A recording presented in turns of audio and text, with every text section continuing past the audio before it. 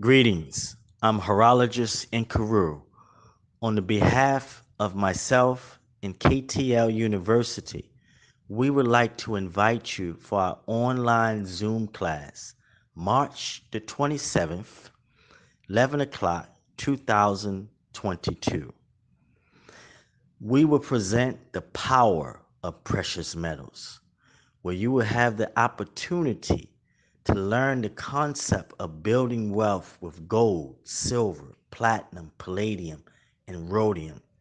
You will also learn the foundation of the abundantness of these metals through the health benefits, the wealth benefits, and the spirituality benefits.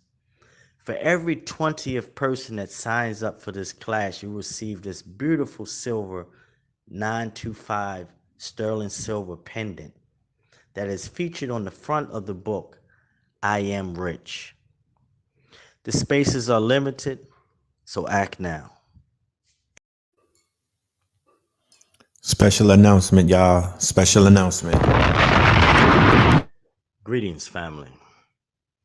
Inkaru Watch Company would like to present Enter the Wind, this Inkaru timepiece, the Heru collection, hand painted on a pure silver dial, 42 millimeter stainless steel case, and a Swiss 17 jewel mechanical 2.5 delta waves movement. The 100 person that sign up for our online Zoom class, The Power of Precious Metals, sponsored by KTL University and in Carew, will win this beautiful timepiece. Again, the 100 person that sign up for our class, The Power of Precious Metals, will win this beautiful timepiece. Enter now. Thank you.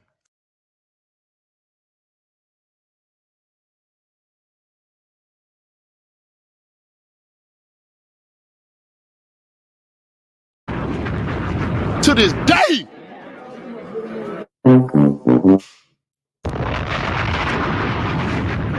There you have it, family. There you have it. You know what I mean? There you have it. Don't ever say that I didn't take care of y'all. You know what I'm saying? Don't ever say that I didn't take care of y'all and I didn't have y'all in my best interest, because we out here giving out timepieces and shit. You know what I'm talking about? We out here giving out pendants and watches. We're incentivizing rewards. So if anybody is out there, y'all want y'all, you know what I mean? Y'all want y'all Heru timepiece, go ahead and sign up. KTL University, go and get your ticket.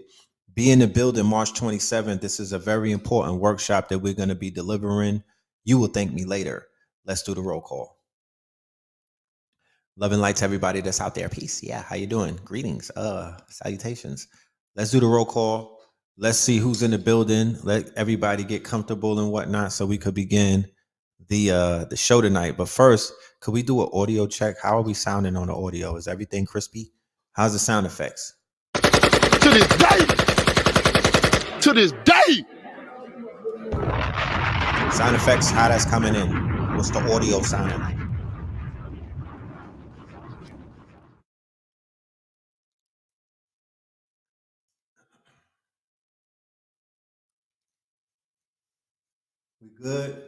We good? We Geechee? That's what's up. All right, let's go. Let's get it in. Let's get it in. Jersey's in the building. Shout out to Jersey. But first, Dominica's in the building. Shout out to the West Indies. The Mandem. You know what I'm talking about? The Mandem. Yeah. Shout out to the Mandem. Brick City, Newark. Understand. New Jersey. Jerusalem. Jersey. Yeah. 215. For anybody that don't know, that's Philly, baby. Cali is up in this thing. That's what I'm talking about. San Fran is up in this thing. Shout out to the Bay. Shout out to San Fran. Shout out, yeah. UK, the Mondem, in it, across the pond, 718. BK, Brooklyn is in this thing. Baltimore, B-More's up in this thing. Seattle's up in this thing. H-Town, Lay It Down, and all of that fly shit. You know, I'm sitting on foes and all of that. What's good? Tremont. BX, that's hey. To this day. BX in the building. Dallas is To in this this thing. day. Massachusetts up in this thing. Southside is up in this thing. Chirac was happening. It was good Southside. Los Angeles. Yeah. Shout out to Los Angeles. DC, Fort Worth. Shout out to Fort Worth. New Orleans. Shout out to New Orleans. Very magical place. All of the man them and the women them in New Orleans. Sanford, Florida. Okay then. I see you. Des Moines, Iowa. Northwest Georgia. What's this? Skrilicon Valley. Talk that shit. Rest in peace. To this day. I don't think y'all understand what Razor Ramon meant to me and Blue Pill when we was coming up. This one is gonna hurt, my niggas. Rest in peace to Razor Ramon.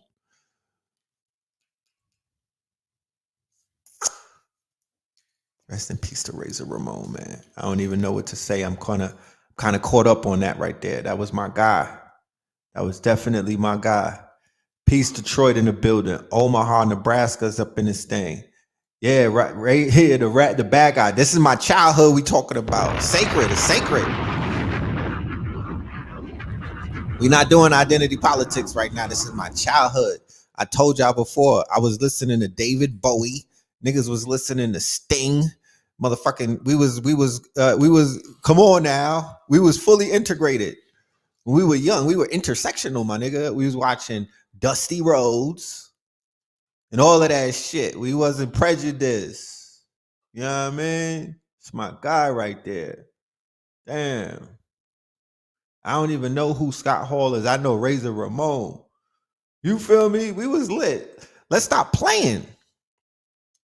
We still, and the funny thing about it is we still had pride for our race. When Malcolm X came out, the Mondem was wearing African medallions, X hats. We had the X on our hat, X on our sweaters. We was dripped in cross colors. We was proud of our heritage. I was watching Eyes on the Prize, all of these things, but we were very integrated as a culture. There wasn't really a divide. I'm a 75 baby, right? So by the time 85 comes along, I'm 10 years old, y'all. I'm not a spring chicken, but we were fully integrated. We knew not to bring home a woman who hair couldn't go through the brush. That's what our mamas told us. Don't you be bringing no girl in here who hair can't go through the brush and all of that shit. But we was integrated. You know what I mean? We was tapping into different people. That's why when the children coming up these days, sometimes the parents is kind of hard on them. They like, oh, you into all of that anime and you into this and you into that. I'm like, think about it. When you were younger, you was into Care Bears, nigga. Like, what you talking about? You was collecting Garbage Pail Kids. Like, you niggas had Cabbage Patch Kids in your book bag. Like, fuck what you saying? Like, and it wasn't the black doll. It was not the black dolls. You had the white dolls. Stop the bullshit. You know what I mean? We were not into this color thing. We were not into this black everything. And I'm not taking no shots at anybody's ideology. I'm not coming. I'm just saying, I'm reminding y'all where we was at. Yeah, Thundercats. No. Niggas had, yeah, we was collecting Gumby, damn it. We had Gumbies, damn it. You know what I'm saying? What did that speak of? What did that be? What did that show us? That we had love in our hearts. We was listening to Cyndi Lauper. What the fuck? Niggas was tapped into Blondie Rapture. Some niggas had crushes on Blondie. What are you saying? You niggas had a crush on Farrah Fawcett, Bo Derek. You know what I mean? Don't let me start naming the names and whatnot. Susan Lucci. To this day. Yeah. Oh, yeah. To this day. You thought I forgot? You know what I'm saying? I did not forget.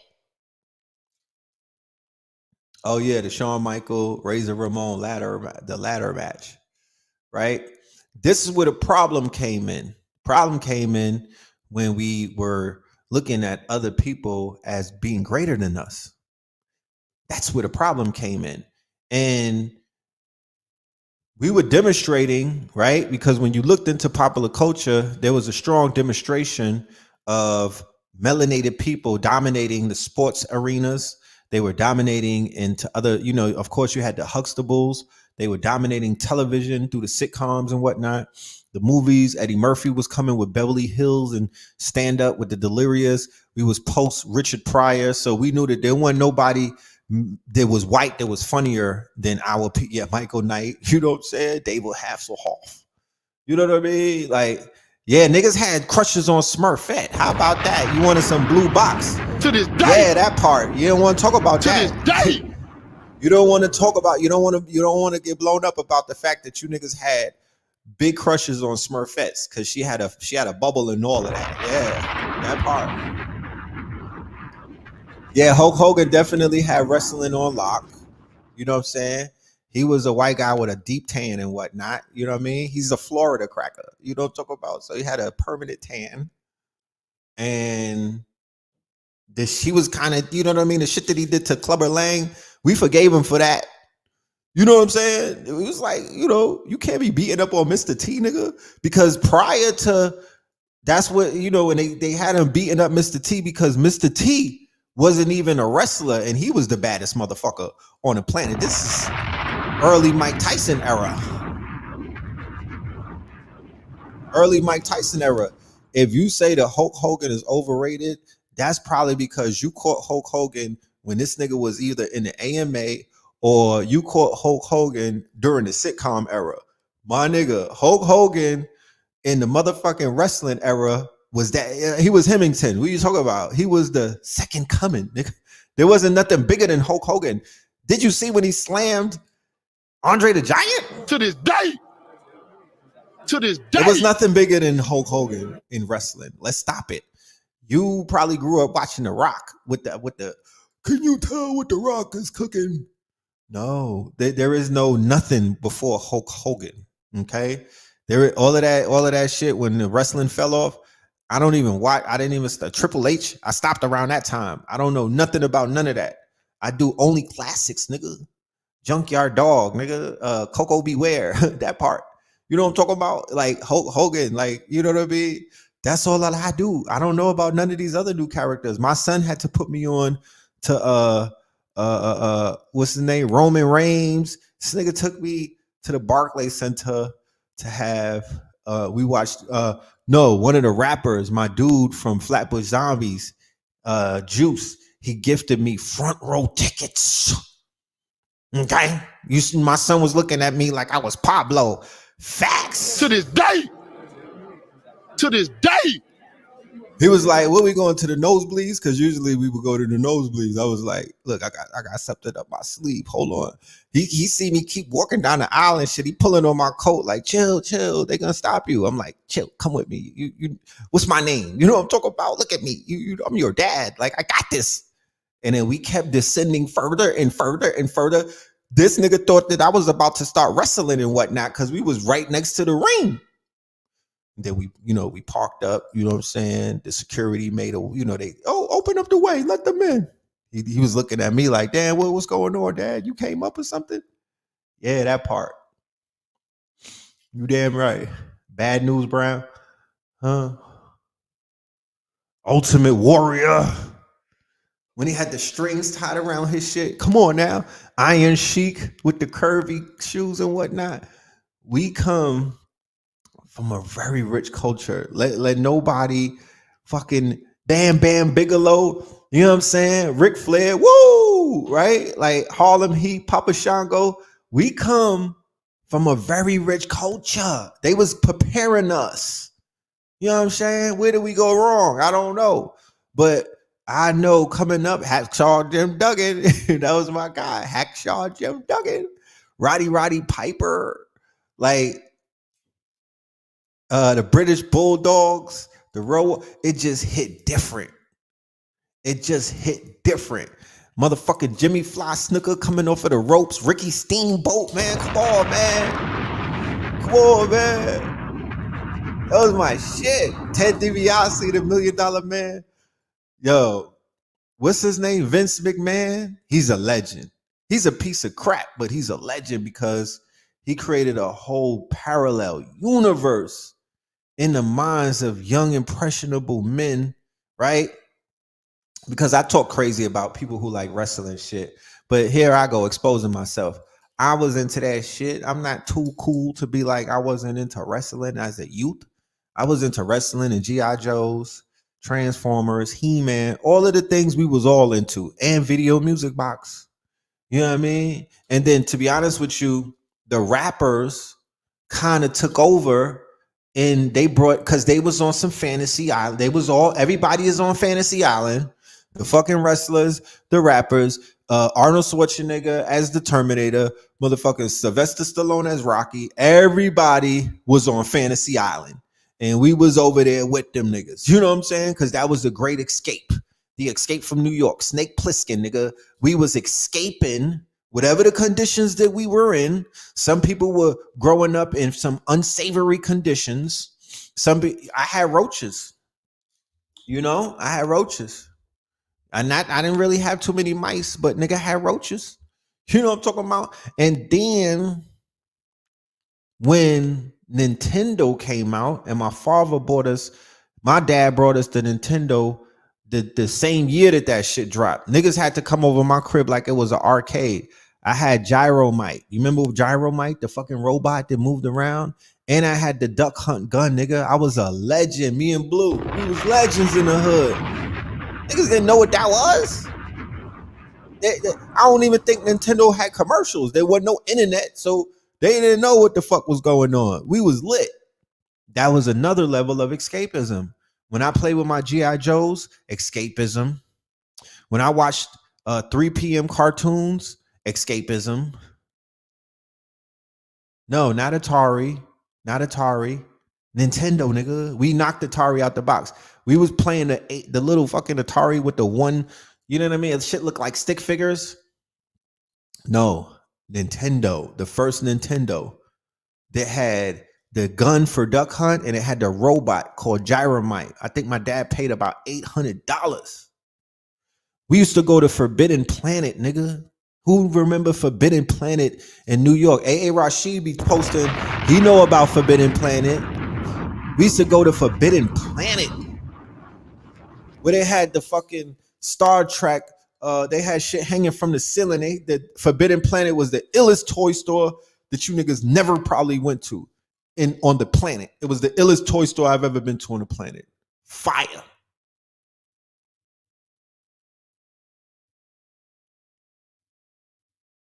You know? It was in a village. And all of that, right? That's why I'm big on fantasy, right? The fantasy industry. I'm huge on the fantasy industry. However, I haven't necessarily jumped feet first into that industry, to be honest with you, and give you a little, some highlights on some of my dreams or my aspirations and goals. You know, I'm going to disappear one day. You know what I mean? And that's where I will venture forth and lose myself into the fantasy industry. You know what I mean? Because that's really on my bucket list. You know, I'm gonna check in with my PO and see how my community service is doing for the conscious community. I think I might have 100 hours left for you niggas. And as soon as my community service is up and I did my bid, I am out of here, my genius. I'm deactivating everything. And I'm disappearing into the fantasy world because I want to be a creative who I want the young ones to get as excited as I used to be when they was pushing shit out like comics, video games, you know. And we've reached a point. I told myself, I'm putting myself on a time clock. I was like, when the technology catches up to whereas I could do this, when the technology advances to whereas I could do virtual, I could do the fantasy shit the way I see the way that because I don't want to do it in 2D. I grew up on fucking 2D. So I'm not going to just step in and do some mundane ass 2D. No, I want virtual. I want augmented. I want the shit to be spatial. I want it to be all around me. I want you to be able to put them glasses on and immersive and get caught up in that whole world. As a creative, that's the shit that gets me excited. You know what I mean? And I'm not into anime. You know, no offense to anime. The only anime that I'm into is Voltron, the original one. I don't know about these remakes. I don't follow none of that other shit. I'm not interested. I'm more of a traditionalist. I'm a classic man. You know what I mean? So I know the shit that I grew up on. That's like that's part of my programming. But that's what I want to do. That's something that I definitely want to do. I want to disappear and I want to get into my art. I want to immerse myself in my art. I might pop up with mad face tattoos and all of that, just on some real artist weird shit. You know what I mean? Because, sometimes we just got to change it up. The Ronin Warriors. Yeah, I'm not into that. I'm not into that. Afro Samurai. Nah, I'm not feeling none of that shit. You know what I mean? The dosage of childhood that I got was enough. By the time I was like 13, I was able to turn the faucet off. I ain't into none of that other shit. You know what I mean? It doesn't move me. It don't move me. I tried to read Akira, Ghost in the Machine. I tried to tap into some anime, some hentai. That shit just doesn't do it for me. Doesn't do it for me. You know what I mean? I try to even watch the motherfucking what's these niggas, Power Rangers with my daughter. Nah, son. I'm not with it. Fuck out of here. Give me fucking G.I. Joe, Transformers, Thundercats. You know what I mean? Give me the original shit. Give me Foundation, nigga. Give me Foundation. You know what I mean? Y'all can have that other stuff. I don't even do Dragon Ball Z. And I know niggas is gonna unfollow me and whatnot because that's sacred to you. I don't even do Dragon Ball Z. Yeah, DuckTales. We gotta preserve some shit that we know. That's what y'all on. And I'm not here to judge. You know what I'm saying? I ain't here to judge. But that's not what I'm on. I wouldn't fare well in that world. Yeah, Silverhawks. Remember, I was into Silverhawk. I was into Mask. I was into Fraggle Rock. I was definitely into Fraggle Rock. I was into Dark Crystal. Scared the shit out of me when I was young. Traumatized, low key. You know what I mean? If Muppet Babies, I'm giving I was into Muppet Babies. You know what I'm saying? Gargoyles was lit. Darkwing Duck was lit. Motherfucking Doctor Miss what's the dude that dived in the money? Scrooge McDuck was lit. I'm into all of that. That's all me right there. You know what I'm saying? I don't do Pokemon. You know what I'm saying? I'm not on Pokemon wave. That came later. That's like the 80s babies. That came later. You know what I mean? No offense, but that's not what that's not my era. I stay in my era. You know what I mean? I'm gonna stay in my era and I'm gonna use the influence of that era, hopefully, to create some fire ass shit because I know people from my era, we are starving when it comes to creativity and for people to feed us some type of creativity. We starving because when that shit changed over to a lot of these goofy cartoons and that other shit that they be pushing, Teletubbies and all of that. Yeah, we was like, I'm good. I'm gonna go listen to some fucking Scarface and some Ghetto Boys, nigga. And then we transitioned into rap. You feel me? Ooh, remember X-Men? Remember Saturday morning cartoons? Oh my goodness. I'm such a nerd. I'm such a blurred when it comes to that. Like that fed my quote unquote spirit. Me and Blue, even KT the Arch Degree, that fed my spirit. We was really into shit like that.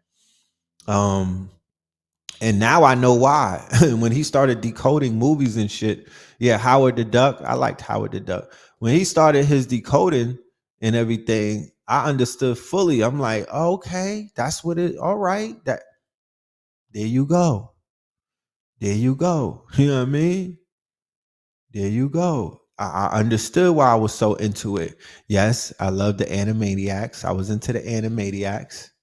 X-Men on Fox, followed by Spider-Man. Legendary shit. This is before the movies. This is before the Marvel movies. This is before the Marvel universe. Like we was on X-Men cartoons, Spider-Man cartoons, Batman cartoons, Superman cartoons. That shit, that part. You know what I mean? Like that was the foundation. And then I went heavy on the comic books. After that, I was into Jim Lee. drawing the X-Men. I was into Todd McFarlane, drawing Spawn.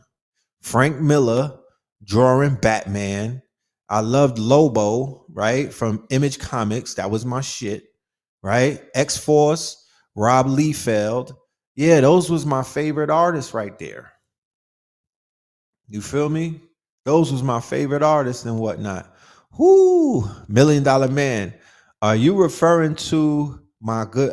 This is how I know if you a legend. The $1 Million Man. Are you referring to Lee Major, the Bionic Man, the $6 million man, or are you talking about Ted DiBiase? Because both of them is legends. Both of them is legends. But the $6 million man, Ted DiBiase. I was in Savannah in the hotel when we was taping for the Tariq Nasheed video documentary, and I was in the bed, and motherfucking $6 million man came on. Oh my goodness. What the fuck? I was like, hold on. Linda Carter, the original Wonder Woman, the American hero, Bill Bixby, the Incredible Hulk. To this day. To this day. Look, man, if y'all wasn't there, then I suggest that y'all start studying deeply into time machines. Find out what they doing at CERN, my niggas. Because you missing out on a large segment of sauce that will help your drippington moving forward. Like if you didn't sip from this faucet, it explains some things. You know what I mean? Why you niggas wear Jordans past the 11s and think that those are fly. We not the same. How about that? We're not the same. It got a lot to do with your programming. I promise you. Fuck is you saying? It got a lot to do with your programming. Real talk. Magnum PI, nigga.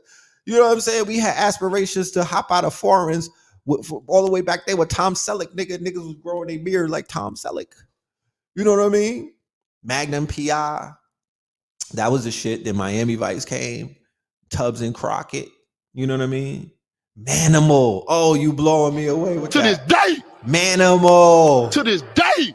You feel, and then you know in your mind when you remember these things, they like in HD 4K, and then when you go back and watch this shit, it was like clay animation. The shit was mad low budget, but in your childlike mind, it was like bigger than fucking life. It was advanced.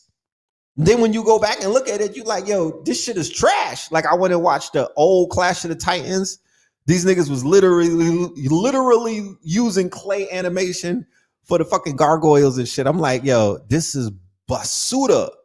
But it translated well into our minds and whatnot. The shit looked crazy when we were young. Like I said. So I take that. I take that foundation that I have, right? This is experience. Right? This is all about experience. And I'm not judging anybody. I'm just saying, I don't give a fuck if you're 3 years old. I don't care if you're 3 years old. You could find all of these things that I was talking about. You know what I mean? Add it to your repertoire. Because I promise you, and I'm not saying this to make it seem like it's us versus them, but I'm saying this because it's us versus them. And I'm saying this because there was aspects, I don't know, I can't really say it because the shit was organic. I don't know if you niggas could be 20 years old and go back and watch all of the classics and then get the same feeling that we got because it was so organic and we were in the moment. You know? We was in the moment. The Love Boat. Ooh. Remember Gilligan's Island? Low key, I had a super crush on Ginger. To this day. I did. To this day. Big crush. I was ready to rescue her from the island. That was my first quote unquote. That's the first time I started throwing the cape on. I was like, I could get her off the island. Was it Ginger or was it the other one? Which one of them was mad sexy? Talk black to me, please. Captain Cave. All you niggas had a pink toe crush. Let's stop playing. You know what I mean? You niggas act like y'all grew up in Khalid Muhammad's house and you didn't. Stop it. You know what I'm talking about? Yeah. Three's Company. Who didn't want to be John Ritter with all of those Beckys around them? Yeah, that's stop playing, man. They was feeding us all of that shit at a young age. You know what I'm saying? The Facts of Life. Well, I can at least say in the Facts of Life, Tootie. You know what I'm saying? She was the top priority. But then the other one with the blonde hair, you know. Oh, Marianne. Oh, Marianne was like, Marianne was mad laid back. Yeah, Ginger was the one. You don't talk about Ginger was the one. And I ain't talking about Ginger from Casino. You know, they set us up. They really did. When Optimus Prime got killed, that's the day that the culture shifted. Think about it, old heads. The young people watching me is like, this nigga Red, I don't know what he's talking about. Think about this, old heads out there who remember when they bodied Optimus Prime. That's the day that the culture shifted. It ain't been the same since. You know what I mean? Then the rappers died later on, like Biggie and Pac. But when they killed Optimus Prime and turned that nigga into a metrosexual hot rod, that's the day that the culture died. Yeah, Charlie's Angel. And y'all be like, yo, y'all niggas can stop acting like, you know what I mean? Get off your Umar motherfucking soapbox right now and just keep it real with me. I'm keeping it real with you. Keep it 1,000. They was giving us a lot of white crushes when we was little. You niggas don't even have that these days. Y'all running behind Ariana Grande. To this day. You don't even know what quality is. To this day. They had you niggas chasing Paris Hilton, a fucking dope fiend, a meth head, nigga. We had Farrah Fawcett. We had some quality Beckys, my nigga. Talk black to me. We did at a young age. And y'all got Kim Kardashian sex tapes. Like, to this day. We're not the same. To this day. We had Pamela Anderson, Baywatch. To this day. Huh? To this day. Wonder Woman, Linda Carter. Stop playing with me. You niggas watched the Wonder Woman movie. We was watching the Wonder Woman series. It's not the same.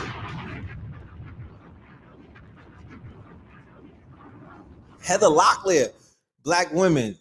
Why don't y'all give us some credit? Yo, we withstood all of that shit to still be with y'all. Okay? We was inundated with a lot of Beckys when we was coming up. Peggy Bundy and her daughter. You know what I'm talking about?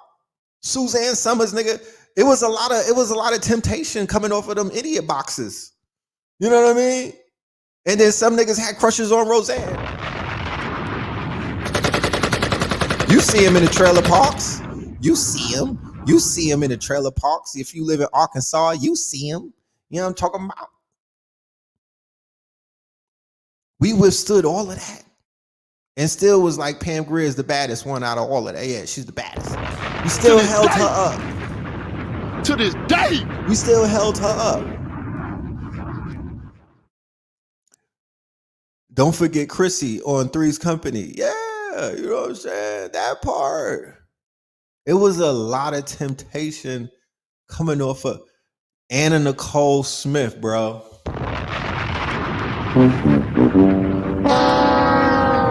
She went ahead and married the old wrinkly Lisa from Saved by the Bell. Is that the sister? The sister from Saved by the Bell? She had a funny name. She was bad. She was bad. You know what I mean? And even with all this to show you the beauty of the black woman, they was tempting us. And even with all of that temptation, they could not hold a flame because melanated women did not have that much representation, of course, on TV. Like they was pumping all of these women to us. Yeah, 21 Jump Street with Holly Robinson. That part, yeah, Holly could get it. You know what I'm trying? Why you keep putting Topanga from Boy Meets World? I don't even know. I don't even know what that is. It was Pam Grier for me. You know what I'm saying? It was Pam Grier for me. You know? It was Felicia Rashad for me. Even her sister that was dancing in Fame, she did it for me. It was definitely Shaka Khan for me. It was Vanessa, what was her name that was in Playboy? Vanessa Williams. Ooh. Little mixed bag. Ashley from Fresh Prince. Definitely, my guy. Definitely Ashley. So shit. Lisa Bonet, nigga. To this day. Cree Summers. To this day. The whole fucking cast, A Different World. Jasmine Guy. So they was feeding us all of these European women's, right? Trying to deliver us, but we was holding it down. It was like hell to the nah. The black woman is God. That's what we was on, because in my hood, I lived in an integrated area in Flatbush, right? On one side, it was all melanated people, but then you had European. Niggas was not chasing no Becky's, nigga. Fucking you talking? Niggas was not fetishing after no white women's. Come on now. Early Tony Braxton. Do you understand what she was doing to us? Early Tony Braxton? Nigga, like, we didn't even know that there was other Braxtons out there. It was just her. Early Tony Braxton? That was a problem. She came in, she shut the room down. She was a problem. She applied pressure. Big pressure. Different World had mad baddies in it. I was ready to go to college for real. Rosie Perez in the first scene of Do the Right Thing, when she was in the shower with the ice cubes. That was a lot of pressure. You know what I'm saying? I don't even know who the women are of today that are considered to be, lust worthy, because niggas was low-key lusting, hard body. And we had little TVs too. We saw everything. Niggas had like 14-inch TVs and the shit you had to hit with the fucking wrench, nigga, and we still was able to get it in. Now you got 100 fucking inch screen TVs and these women is looking like men. To this day. To this day. And this is no offense to anybody out there in Tinseltown or in entertainment. I just don't see that it factor on a lot of these new quote unquote celebrities that they put in front of us. They don't have that type of draw that they had in the 80s and whatnot. And like I said, they was on analog TV. The screens was mad little, and depending on your budget, my nigga, they might be in black and white, and niggas still was able to see the beauty in them. You have Vanessa Del Rio on VHS, nigga. Who didn't? You talking about? I told y'all before I had Vanessa Del Rio's panties, nigga. She was at Biltmore Ballroom and threw her panties at me. I caught that part. Yeah, I was a legend for about a week until somebody stole them shits. Nia Long with the cherry thong. Man, Nia Long and Love Jones. Lisa Ray and Players Club. I don't think y'all be understanding what the fuck be going on. Megan Good. And yeah, she's cool. I got a Megan Good story and whatnot. I'll talk about it one day.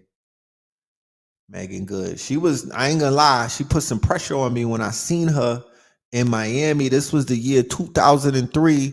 We was in a club called Opium. You know, your boy, I had all of the trinkets, you know what I'm saying? I was kind of icy. You know what I'm talking about? I had a little bulge in my pocket. But I just, when it came time for me to swing the bat and hit the ball out the park, I wasn't able to do it. You know what I mean? I'm going to keep it a buck with you. I wasn't able to do it. I wasn't able to do it. I wasn't able to apply pressure.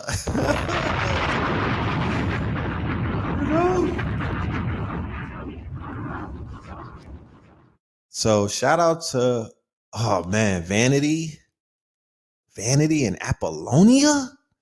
When Prince got some buns on the lake, I was low key jealous. Like, come on, man, that was my shorty. Remember The Last Dragon? The Last Dragon? Come on now. Oh man, how do we feel about Vivica Fox? That's interesting. Well, before she got with 50 Cent, she was the baddie. Niggas was on her. But then afterwards, she kind of got exposed and shit, and she lost the luster. You know, she lost to Lester. But Jet Magazine, page 43, classical shit, bro. Classical shit, my nigga. Like the baddest of the baddest around the world was on page 43. I wish they had the internet back then.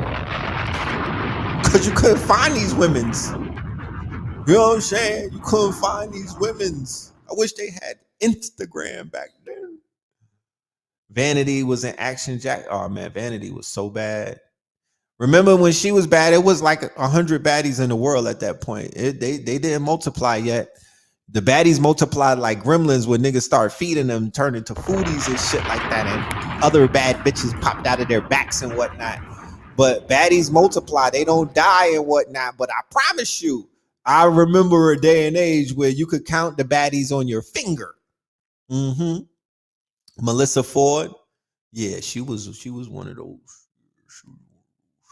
I think like when the video vixens and all of the video girls started out and shit, and then they start multiplying.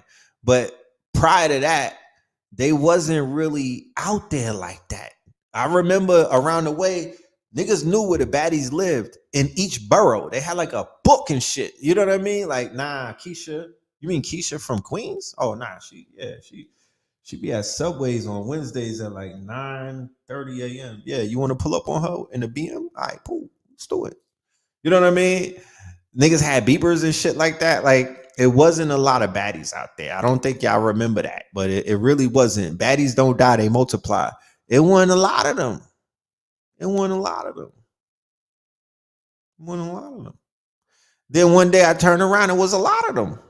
I'm like, where did they come from? You know what I'm talking about? It was the gremlin effect. They say don't feed a baddie after 12 and they make more of them. And that's what happened. Get Christy Love. Which one is Christy Love? Sheila E. I was all right. I wasn't that crazy about Sheila E. Even though she was kind of fly. She was fire with the guitar. She had the boots on with Prince. They would be rocking out and everything. Who was into, what's her name? Who was with Rick James? Tina Marie. Tina Marie. You niggas was on Tina Marie. Yeah, King Magazine. That was the guy. That was the guy. That was the book in which that was the source code that women used to clone themselves and shit. That was the guy that y'all was putting posters of the video vixens on your walls and just transforming into that. All of you women out there, y'all was going to sleep, wrapping your hair, talk about I want to wake up looking like Buffy the Body and shit. And show enough, show enough. That's what happened. Because I remember when Buffy was out, it wasn't too many Buffy clones in these streets, my nigga. It wasn't too many Buffy clones in these streets. And of course, the 90s porn, you know, a lot of women begin to duplicate off of that as well. We can't forget about them. We can't forget about Dominique Simone, Ebony Eyes. We can't forget about all of those baddies from back in those days. They multiplied too. Real talk. They surely did, because they turned into the video vixens. What's the Spanish girl? That was my girl too. She was mad cool. We was in Miami chilling and whatnot. Gloria, what's Gloria's last name? Gloria was running circles around them for a minute. Remember her? That was Aaron Hall shorty. She was a problem. Apply pressure, nigga. She from the Big Pimpin' video when she was with Pimp C. You know what I'm saying? Not Gloria Estefan, Gloria Velez, nigga. Legend. You know what I'm saying? She's a legend. Yeah, they merged. The porn and hip hop merged right in the 90s and whatnot. I think like around Tip Drill and shit. You know what I'm saying? Around Chip Drill. You know? Black Tails. Yeah, Black Tails was it. You know what I'm saying? Keisha from Belly. I know Keisha and Vanessa Bell Calloway from New Jack City, but nigga, Keisha from Belly? Mm-hmm. So I'm just saying all of that to just say that, you know, we've been inspired, right? As a culture, we've been inspired by beauty. It's not lust, right? It's not lust because, to be honest with you, these women that I brought up to you, and outside of the women that were in adult entertainment, these women weren't necessarily, they were not hypersexualized. You know, they wasn't really hypersexualized like that. It started happening right around the time of, yes, remember the Luke strip shows? Remember the DVDs with Luke, right? That started to open things up a little bit. And then Little Kim, when she popped out with the, yeah, take it in the bun, like she provided a soundtrack, right? And I'm not even going to say that it was more Foxy Brown, because Foxy Brown more so inspired shorties to put bricks in their bag and get on the Greyhound. Foxy Brown was rapping like a dude, my niggas. Even though she had mad sex appeal, she was more about her bars, and she was more about on some ride or die shit. I'm gonna hold the 4/5. I'm gonna hold these bricks. You know what I mean? I'm gonna hold it down. I'm gonna line these niggas up. That's how she was giving it up. Little Kim on the other end, she was venturing more into adult entertainment, merging with hip hop, or the video vixens and the hip hop personages and shit like that. You feel me? And Trina, of course, yes, Trina too. BET Uncut, yeah. So BET Uncut went from being BET Uncut to where it was just on BET, right? Just on BET, you know?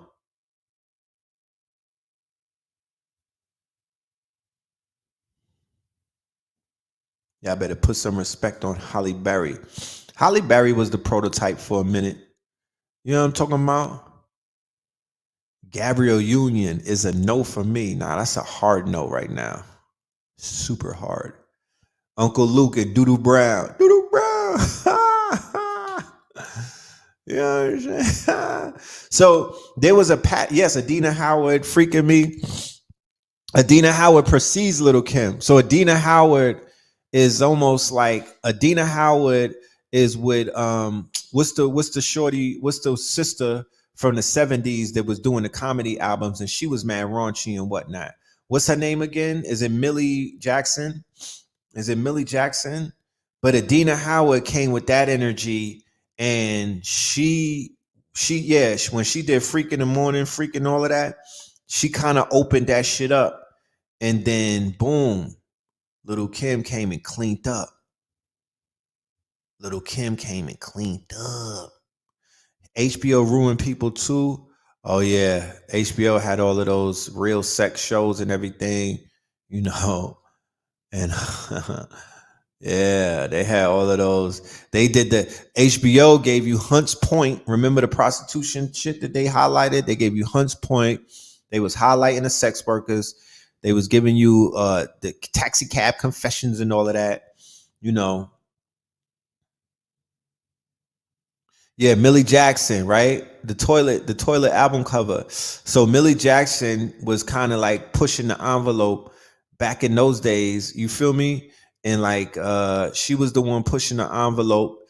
And then yeah, Vanity Six was definitely, they had it popping and whatnot. But would you say that they were like raunchy, or were they highly sensuous, right? With that whole sexual liberation type thing.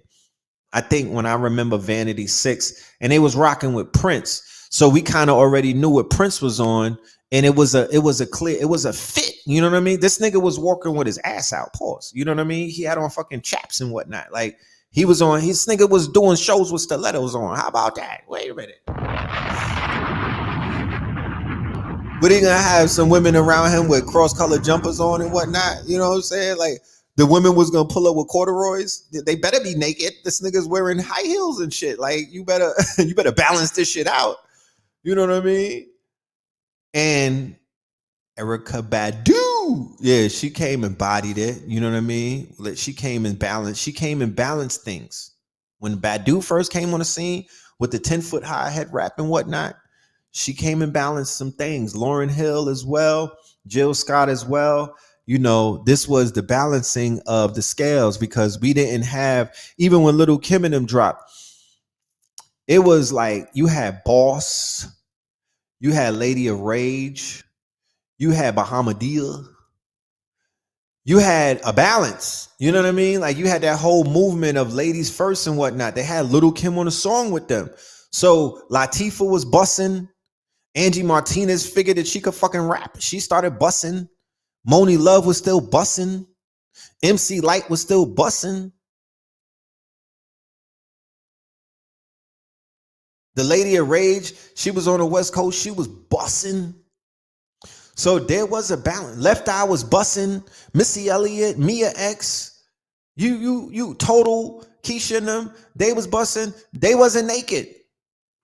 They wasn't naked. And they wasn't talking about deep throating and all of that. Yo-Yo was bussing. They talked about things that were relevant. The Brat was bussing. Come on now. So do you see that there was a balance? Do you see that there was a balance? There was such a balance that when Little Kim was doing what she was doing, nobody really cared like that. They was like, okay, all right, cool. Your breast is out. Okay. Oh, you can rap. All right. You know what I'm saying? Patra. Nigga, wait a minute. Nigga, Patra. Nigga, Patra. With the braids. Yeah, that poster was damn sure. To this day. Woo! To this day. I had asked A.A. Rashid, my nigga, I had that poster right in my bedroom, right above my bed. That hardcore Little Kim poster. Yeah, that was right in my bedroom, right on Fittermore. Stop playing. Right when the album came out. I had that right on my wall. I had the Mobb Deep Godfather Part 3 on the wall, and I had Little Kim's poster. Whenever a nigga woke up, that's all I was looking at. How about that? But anyway, Monica bussing, Moni Love bussing. These women were free to talk about whatever they wanted to because nobody was tying any. Nobody was the sex police. Nobody was telling anybody what they could rap about. These women, these artists, these MCs and whatnot, right? Because we don't know about, female MC. I don't know about what a female MC. I know a fucking MC. You got bars, you could ride the beat, my nigga, and you got content, you do some dope ass hooks. You're just an artist. I don't separate the genders. Okay. So these sisters were in the middle or in the midst of raunchiness coming from different angles. You know, Freak Nick was inspiring a lot of people to let their freak flag fly. Of course, like I said, the Little Kim and the influence that she had, because what Little Kim did, and I'm speaking from a perspective of a New Yorker who used to go to the tunnel in 1993, in 1994, in 1995, and in 1996. Now, in 1993, I used to go to the Arc in Brooklyn and Flatbush, and then we would go to the tunnel as well. That was our 2-4. We would go to both clubs. We would make it to both clubs. We would go to the tunnel first, and then when the tunnel let out, we go to the Arc, and then we close out the Arc in around 5 a.m. or whatever. And then, you know, the Mondem, you know what I'm talking about? You got to slide something. But when I was first going to the clubs, the idea of taking a woman home, right? When I first, somebody said Freak Fly. Yeah, Freak Nick, right? Freak Nick was allowing a lot of people in the Greek Fest as well, because there was Greek Fest everywhere. So at the Greek Fest, I saw women indulging in sexual activity with the sun out, my nigga, on the beach with thousands upon thousands of people looking at them. Okay? They didn't have no inhibitions. I seen people in the parking lot boning and whatnot. They didn't have no inhibitions. So the Freaknik in Atlanta brought mad freaks out that niggas didn't even know existed. How about that? And that shit was the talk of the town. To this day. And then the shit just stayed. It didn't even go no, after it was over, the freaks just stayed. And then Atlanta became a freak ass town, right? But what I was saying was what Little Kim did in her music, in her the suggestions in her music, is she molded she molded a whole generation of young women to be more sexually free. I'm just keeping it a buck with you because, like I said, when we used to go partying, it was more men than women, first of all, right?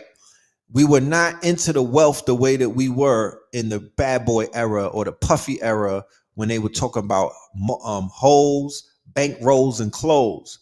We became a lot more, you know what I mean? We became a lot more, we became a lot more conscious about what we were wearing.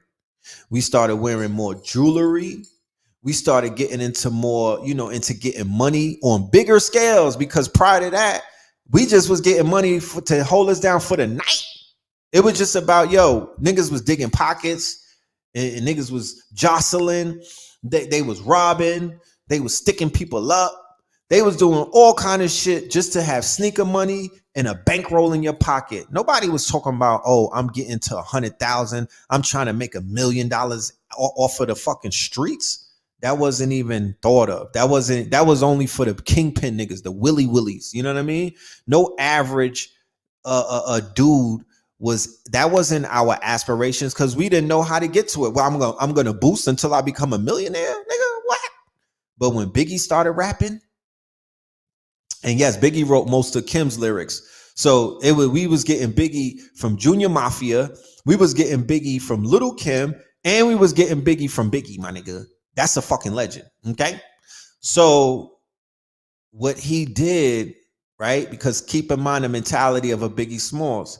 He didn't have all of the women on his coattail. They wasn't. Oh, they love Big Papa when he got some bread, my nigga. When he started wearing the Coogee, but when he was Fat Chris, nigga, you seen his baby mama to this day. To this day, you seen the first baby mama. You seen him. So what had happened was when Little Kim started rapping about doing all of this sexual shit that Biggie put into the lyrics, right? Because of course he might have had a little bit of, this was his get back. He was like, fuck that. I want these women to get on some freaky shit because that was probably his fantasy and his desire, right? That's how that shit works. So she became his muse and she became his bullhorn. And by doing that, she turned women out. So what I was going back to what I was saying was I realized that there was a difference in the way that we basically, the way that women, young women and men were interacting with each other because the tunnel in the arc, it was all about who you sliding with after the club. I don't remember shit being like that when we was going to other clubs because like I said before, it was a sword fight prior to that. It was mad dudes. They was always fighting each other, robbing niggas. You would get jumped by 100 niggas wearing dirty fucking hoodies and Timbs and whatnot for your fucking ring. Niggas will jump you for a drink. That's a fact. It was grimy in the warehouse, in Latin quarters, and in the Palladium and all of these places. This shit was like grimy, very grimy. So it was liberated when it became more flossy and everything. I'm gonna keep it a buck. It was liberated because nobody want to be in a club ice grilling the next man when you out here just trying to come and party and enjoy yourself. I'm not here to stare at no niggas. You know what I mean? I'm trying to get chose, my nigga. I'm trying to get chose. You know what I mean? I got the cologne on and all of that. I paid about $400 for the iceberg sweater. I'm trying to get chose. Niggas was wearing gators and shit. Niggas was trying to get chose. You wasn't trying to get robbed. Give me 1 minute. So Little Kim definitely opened that up. Kudos to her. You know what I mean? She changed the culture for real, for real. And I say her more than Foxy Brown because that's just what it is. Like Foxy Brown wasn't making shorties want to, you know what I mean? Want to get it in with other men like that. What the fuck you talking about? Foxy Brown was making shorties want to stick niggas up. Somebody said the whole club looked like Das Effects. That's a fact. Prior to the tunnel, the whole club was looking like DOS effects, looking like Wu-Tang. You had to fight the whole Shaolin, nigga. What are you talking about? It was real dusty. You know what I'm saying? You seen Biggie in his earlier days with the Timbs leaning and everything. Stop playing. That's how they look. How you got on a black hoodie and the shit is brown? That's when you know you wore too much. To this day. Shit was black, but now it's brown. It's a dark brown. Nigga, take that off. The nigga hoodie, you could take the hoodie off and stand up by itself. That's how you know you wore it too long. That part. So things begin to change. And they ain't turned back since. You know what I mean? Things begin to change. Fast forward like 30 years later, here we are. And the music industry is imbalanced because I can't find too many Missies, MC Lights. I can't find too many Queen Latifahs. I can't find too many Lady of Rages and Boss. Remember, I used to like Boss. Boss was a legend. I can't find too many Bahamadia, Raw Diggers. I can't. I know who I could find though. You know what I'm talking about? I know who I could find. They everywhere. They all over the place. There's no, the faucet is on, my nigga. They dripping everywhere. You know? Bahamadia. I can't find a Bahamadia. I could find a Cyrock, yeah.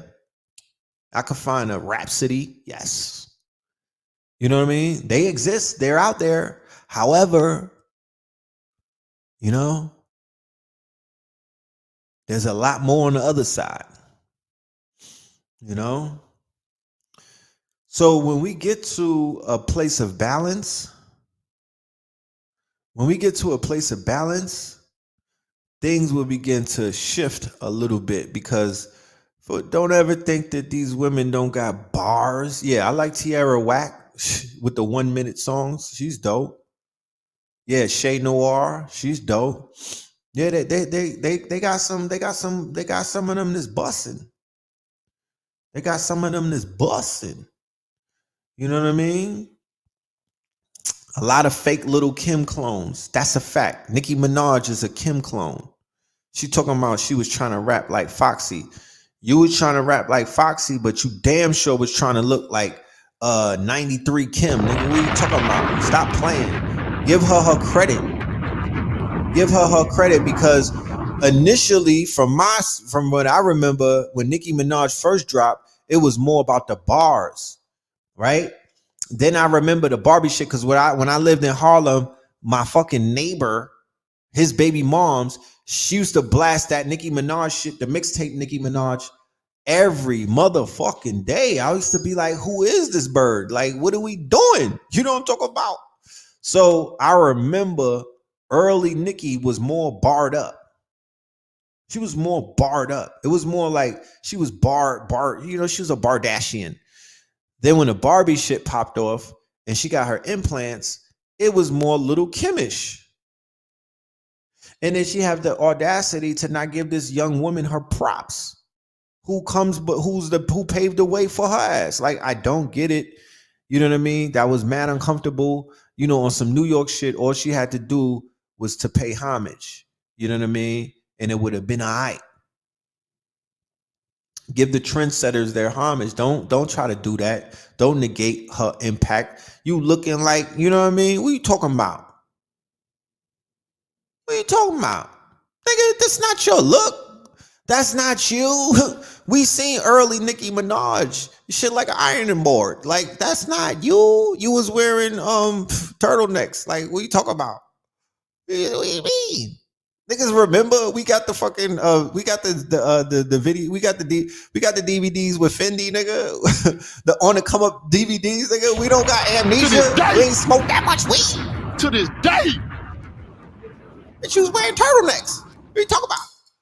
You didn't come out with your boobs out. You didn't even have none. Come on now. Yeah. The fuck? She's wearing mock necks. You was covering up everything.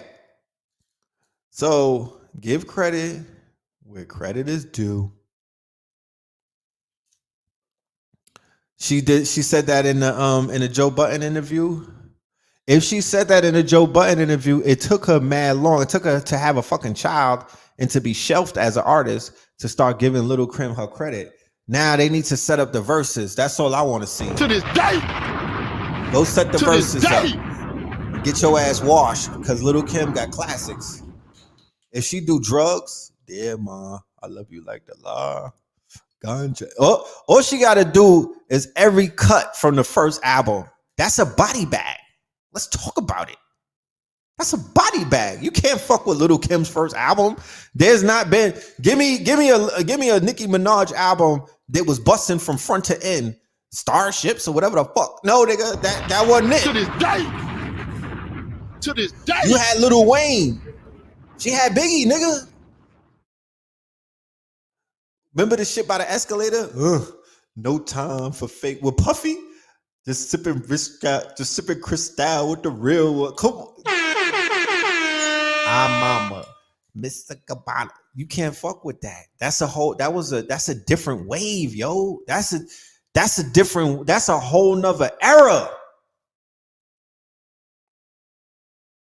You was rapping with early. You was rapping with you was rapping with Drake when he was Aubrey, nigga. Like, we're not the same. She was with Junior Mafia. It's different. It's different. If she start going, I'm mama, Mr. Gambana. She always gives her credit. Okay. That's what's up. That's what's up.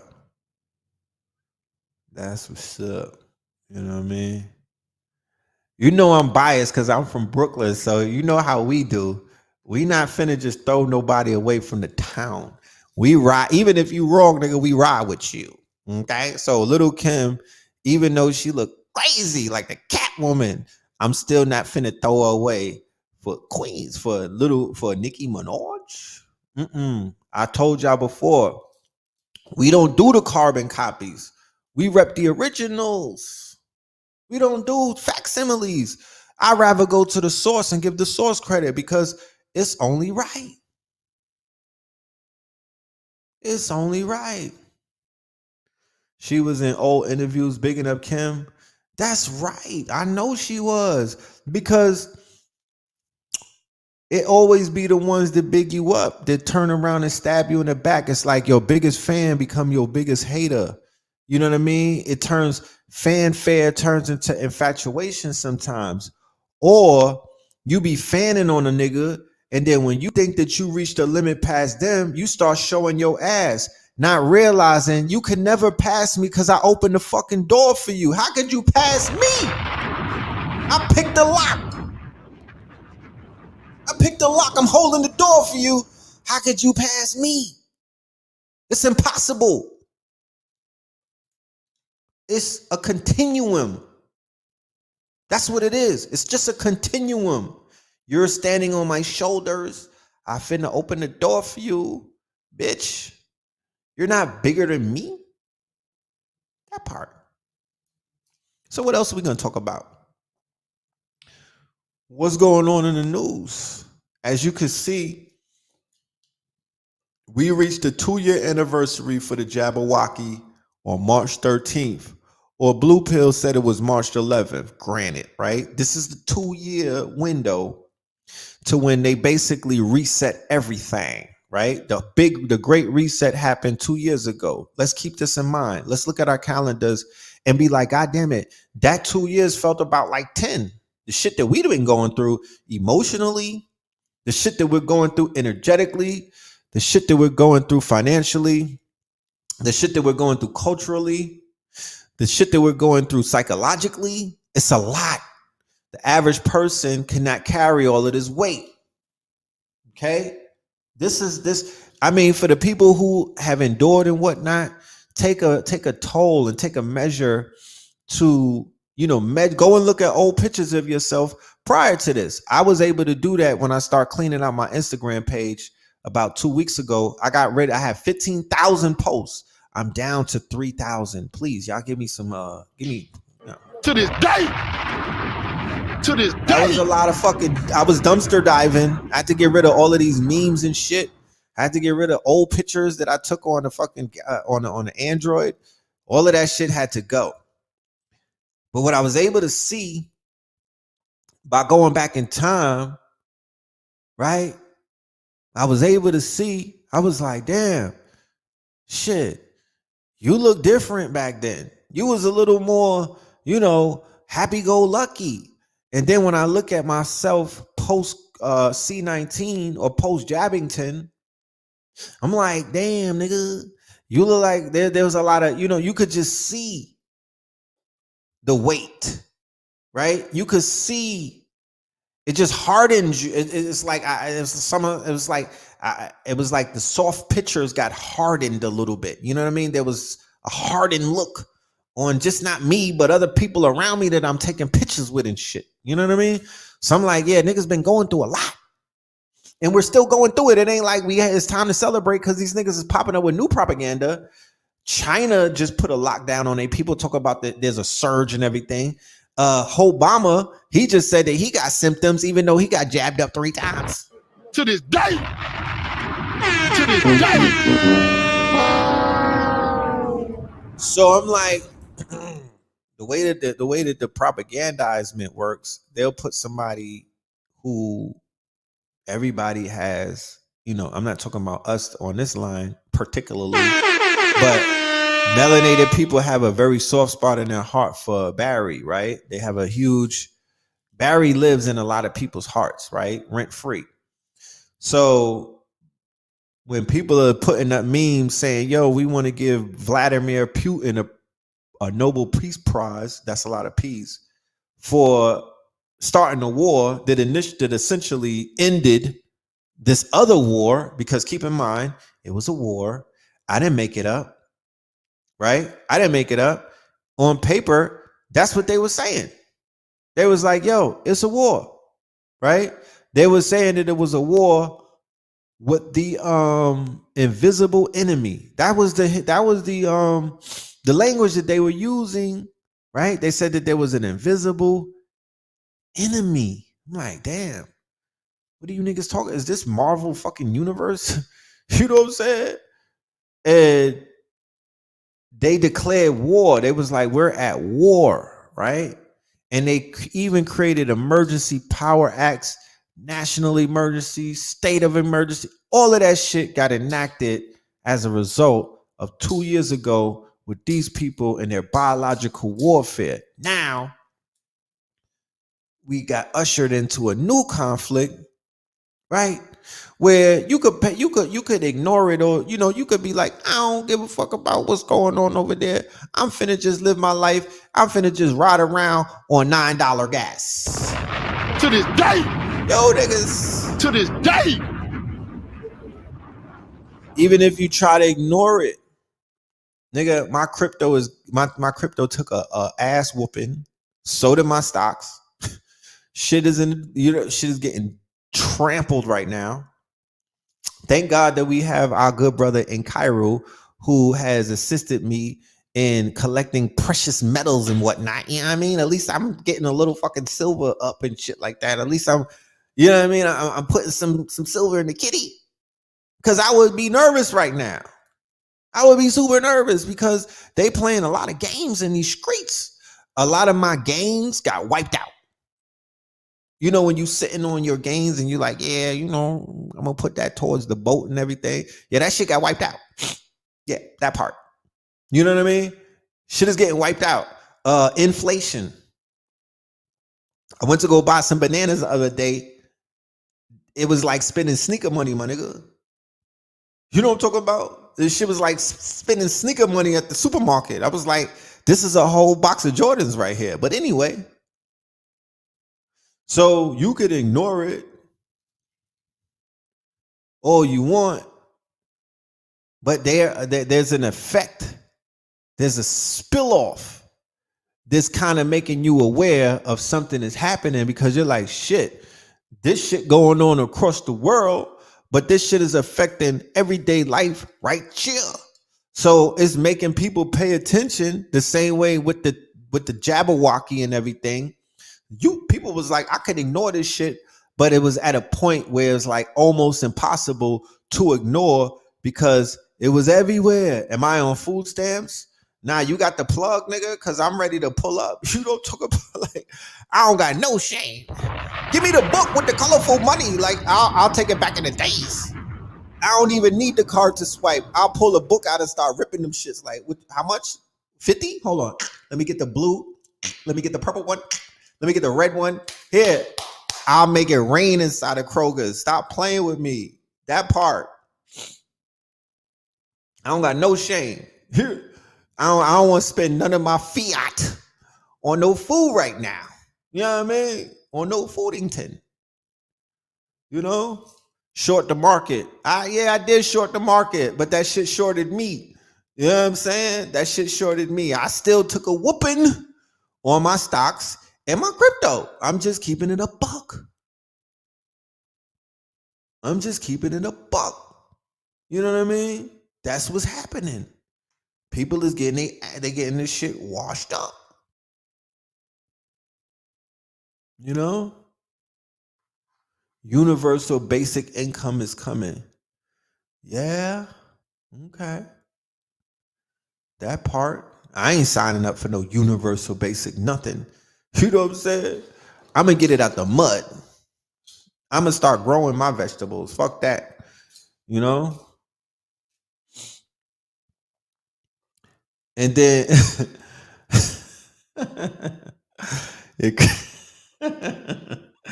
crypto going out bad right now. Niggas crypto looking sad. My Coinbase wallet got the Jordan face on it right now.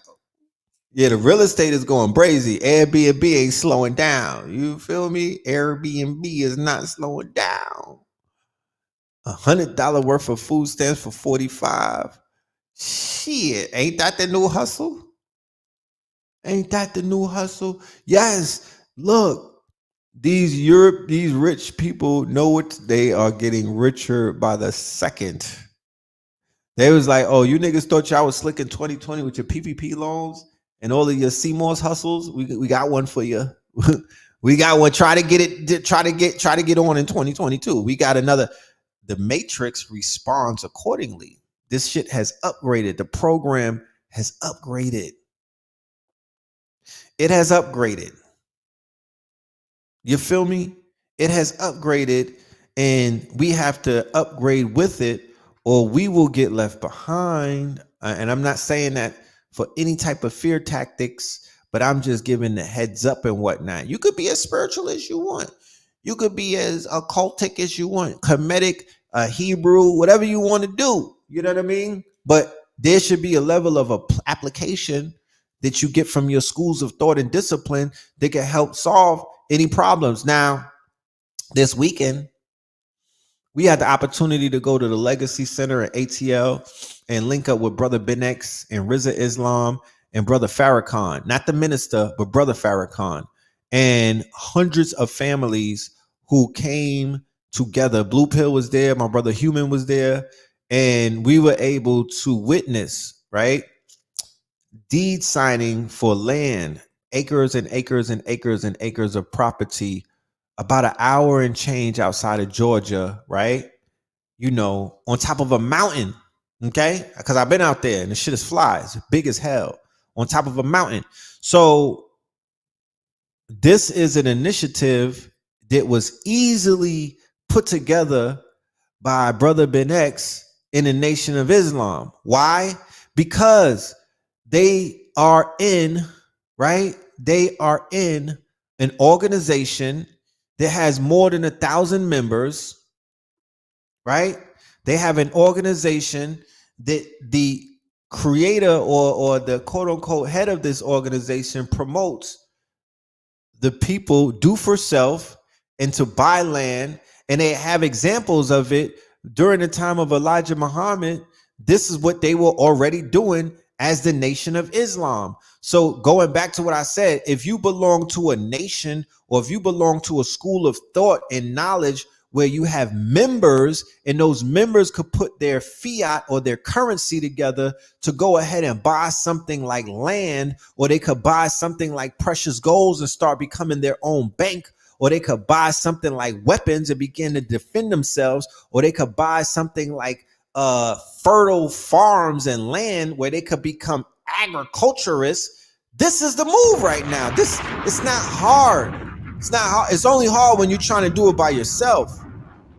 But I've said this and that's why it made my heart smile, because I've said this when I was being critical, when I was critiquing different organizations, and I'm like, I don't think that I'm living in the right time, because the time ain't fucking right, because there's organizations that got more than 100 members, and they're not doing what organizations that got more than 100 members could easily do. A susu, and I ain't talking about that shit that you niggas got your money taken from this last summer with the flowers and everything.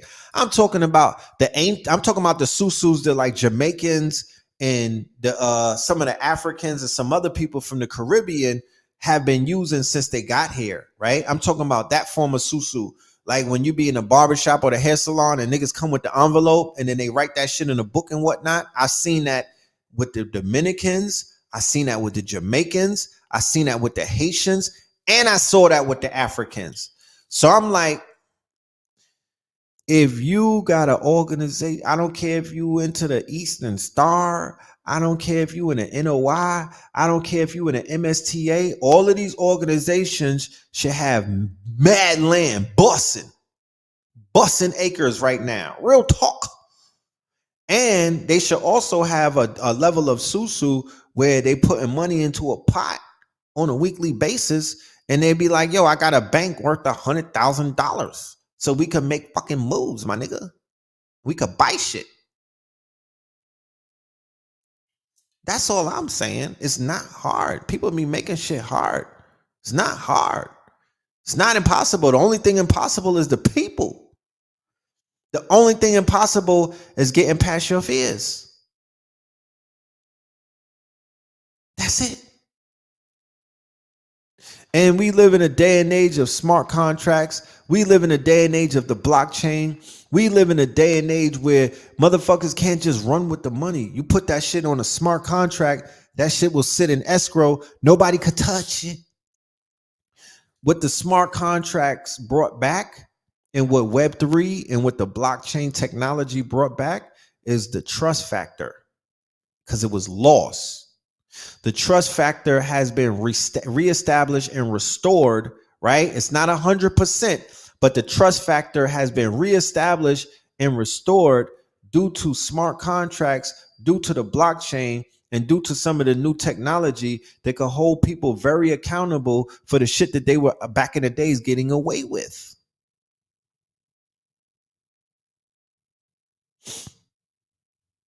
That's a fact. That's why you see so many venture capitalists. You see a flood of money coming into technology and whatnot, into the tech sector, because the trust factor has been reestablished, and it's been reinterpreted by the smart contracts, by the blockchain, which is an open ledger. What does that mean, Red? What that means is that it takes away a lot of the fraud that has been done in many different industries. Case in point, the music industry, right? A super shady business model, a super shady industry known for robbing their talent over the centuries, damn near.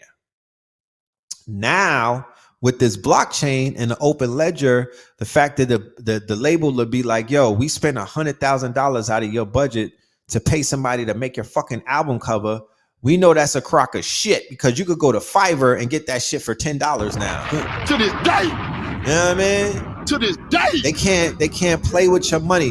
Where if my album sold in fucking the Ukraine, right? I might come up with a Ukraine anthem, right? Kill the Nazis and shit. Put Putin P or whatever. You know what I mean? Niggas might put on for the Ukraine and make an anthem for these niggas while they blowing shit up. And my record label is like, yeah, you did good in the States, but you didn't sell that well around the world. Now with the open ledger, a lot of that bullshit, because they have something called a royalty black box, where you have artists who might be, you might go double wood in America, but in Japan you lit, you triple platinum. You don't even know that though. You don't even know that. You be homeless on the street shaking a cup, and some niggas come from Japan, they on 42nd Street, and they be like, is that you, Father Tunse? Is that, oh my goodness, is that you? Is that you? Big Starbucks, you know what I mean? You out there shaking a cup and whatnot, or you out there dancing. It's showtime. You on the train and shit doing the dances, and niggas from Japan is like, oh my god, they bowing down to you like you the nigga from like this was Coming to America, Prince Rocky.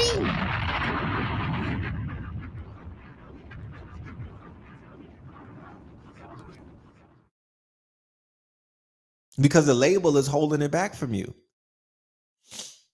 You feel me? With the blockchain, they can't do it like that. You're going to know what you're selling. You're going to know your analytics. You're going to know what you bussing. You're going to be able to collect your residuals and your royalties from around the world. Shit just different now. Don't even, and then you get into NFTs and whatnot. That's a whole nother income stream. So the game has changed, my friends. I'm here to let you know. I will make it my duty to bring people on this show continuously and consecutively to share with you the information, the facts, the receipts, everything that you need. Okay. We just had a very successful week last week with the Now Meta coin. It's on Pancake Swap. I highly suggest y'all go and snatch that shit up because this shit is busting. You know what we blew up in? Nigga, the Asian market, China flow. To this day. I don't even know nobody from Asia. I don't even know nobody from Asia. Okay. But they hopping on because everything that needs to be done is being done. They're about the receipts. They're about making sure that you say what the fuck, what you doing, what you say that you're gonna do, and the shit that you know you got to get audited. There's a lot of steps that it takes. This is not just making a coin and putting it out there. There's a lot of working pieces behind the scenes and whatnot. But when you get it done, nigga, you get it done. Okay, and I'm just here to let you know, when you get it done, you get it done. You get it done. And it's real. It's not a fucking joke. It's real. It's a lot of real things happening out there. I feel sorry for everybody that's getting inundated with fear and shit like that. It's getting drowned in fear. Fear is getting put on you. You're getting quote unquote scared to just live and shit like that. I feel for you because that's not natural.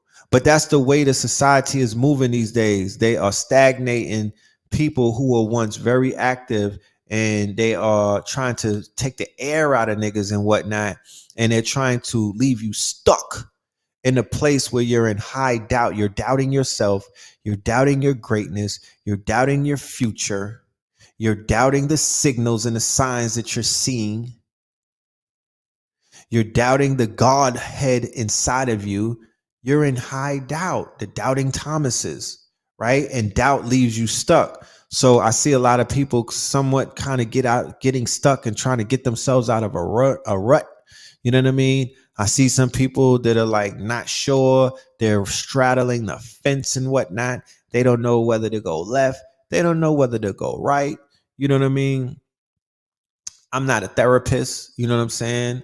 And I'm not here to give you life advice, because I can't speak to 500 plus people and be generalizing shit. I would have to speak to individuals on an individual basis in order to give you the proper type of information based off of what it is that you may find yourself in. But I would generally say, get off your motherfucking ass, my nigga, and smell the roses, right? Spring forward when the motherfucking sun comes out. That's why, hold on.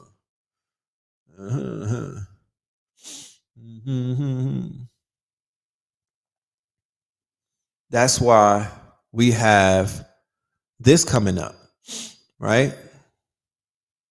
I told y'all, I think we had this conversation last week when my good brother Al-Kibalan was in the building.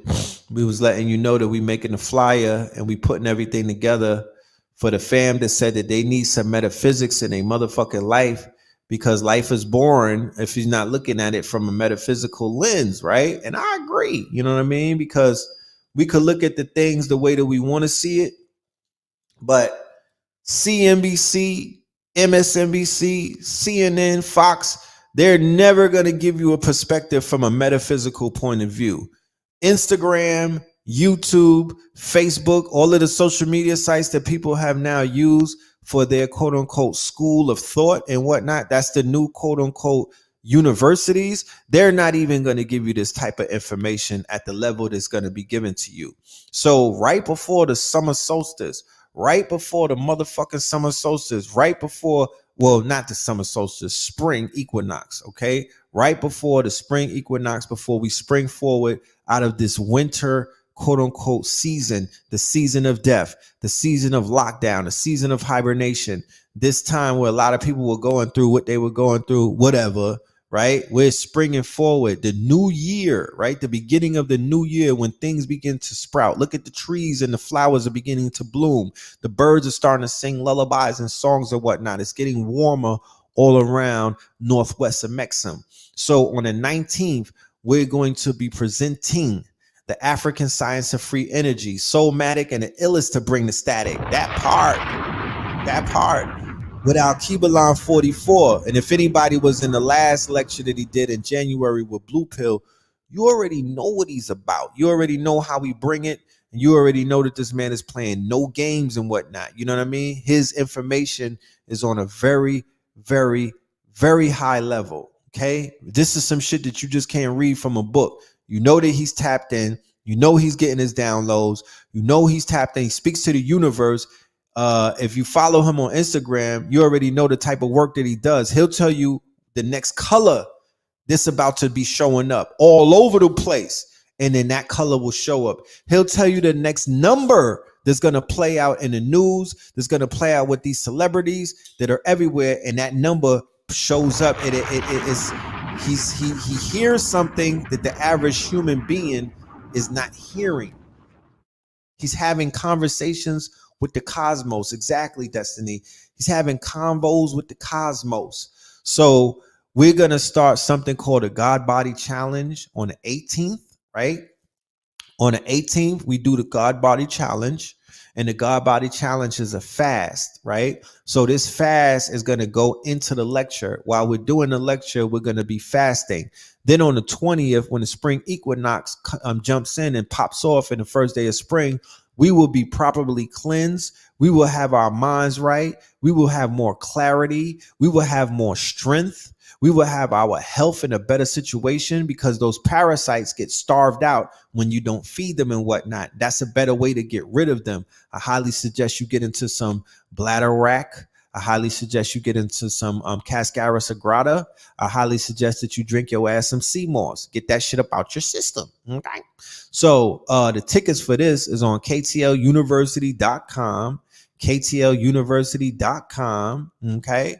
And when you go to KTLUniversity.com, that's where you're going to watch the lecture. You don't have to leave the site. We don't really rock with Eventbrite anymore because we don't have to. We built our own shit. Okay. And it will be a Zoom lecture, but you don't have to go to Zoom because Zoom is right here on our site. All right. So this is a one-stop shop. And it will be recorded and available to you in perpetuity, meaning forever. All right. You don't have to get an email. It'll be right on the site. You log in. It's yours, my nigga. Go and watch it. Enjoy it. Rewind it. Fast forward it. Pause it. Do what you got to do. Take notes and learn. Okay. Because that's what we're going to be doing. Hardcore learning. Okay, we're going to learn. This is about learning. This is about sparking your mind. This is about getting you to see things from a different perspective. This is about controlling the narrative. This is about shaking off the motherfucking cobwebs because we can't just be getting Instagram knowledge. You know what I mean? We can't be going to the University of Instagram and thinking that we fucking tapped in or we mad deep and you just reading memes and fucking articles. That's not it. That's not it. That is not it. That ain't the way. That's a temporary motherfucking that's not it. I'm sorry to break the bad news to you, my genius, but this race that we in, the stakes is high, my niggas. That's not it. That ain't gonna get you to compete with the sharpest minds that are out there just by lingering on motherfucking YouTube and Instagram. Okay, that's that white star. That's that white star. We trying to get some shit that's gonna blow our motherfucking brains. You know what I mean? So this is not for everybody because everybody is not metaphysical. That right there is a special for the metaphysicians out there, right? That's for y'all. That's a motherfucking plate. Come and eat it up. You know what I'm talking about? And for my entrepreneurs and people who are into getting to the baggington, and for the people who want to diversify your portfolios and change some of that fiat, some of that tax money, right? Or change some of that crypto into some solid ass materials or some solid assets. This brother right here in Cairo, okay, AKA my good brother Steven Richardson, he's going to be bringing the motherfucking workshop to us at the end of the month, right? 7 steps to building wealth with precious metals. He's not coming to play any games. If y'all seen him on a show before, you know that this man is about his business. He's about his BI. Not only is going to bring you information about precious metals, he's going to get into the metaphysics of it. He's also going to be giving you tips and how you could invest and get your money up. And the brother has an equity program where if you buy any piece of high priced jewelry from him, like that watch that we showed you earlier in the beginning of the show, he will allow you will be able to take out equity on these timepieces, meaning that if you pay $10,000 for a watch, you could take $6,500 out on that watch if you needed it. Rolex and these niggas don't do no shit like that. To this day. All right. And the brother is going to show how you could basically build your bank, right? How you could become a bank based off of stacking precious metals, especially in these days and times. We're not going back to the old normal. That shit is over with. And I don't want to say it like that because people be getting all, in their feels and everything. But I highly doubt that the clock is going to move backwards. Not in 2022, where this is the quickening and this is the great reset. Things are being done. Provocations are taking place for a reason, and nothing happens happenstance. There's no mistakes. Nothing is just happening willy-nilly. Everything is prepared and planned. So either you're going to control your narrative or you're going to be controlled.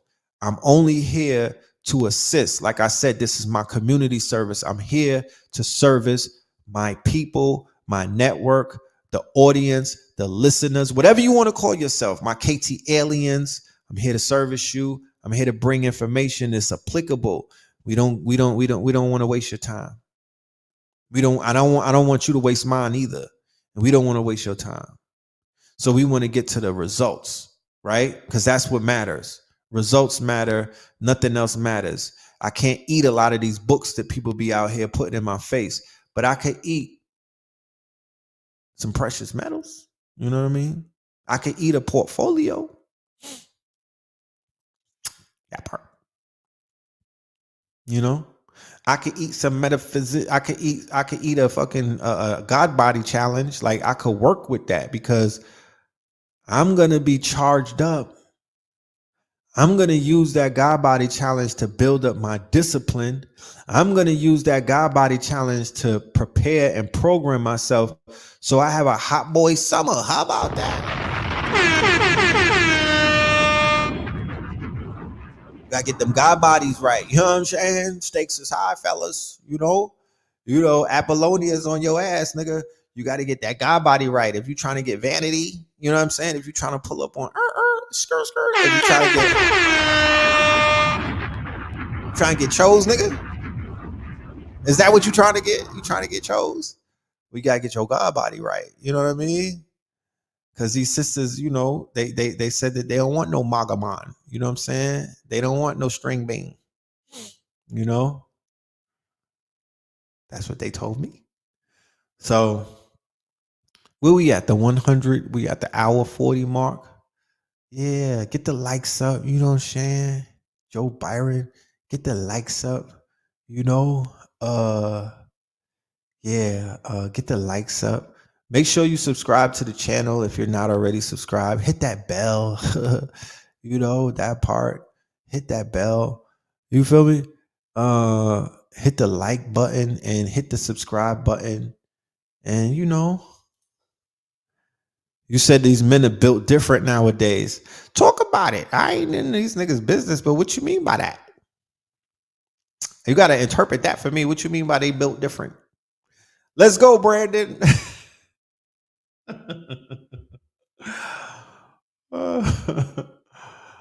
Let's go, Brandon.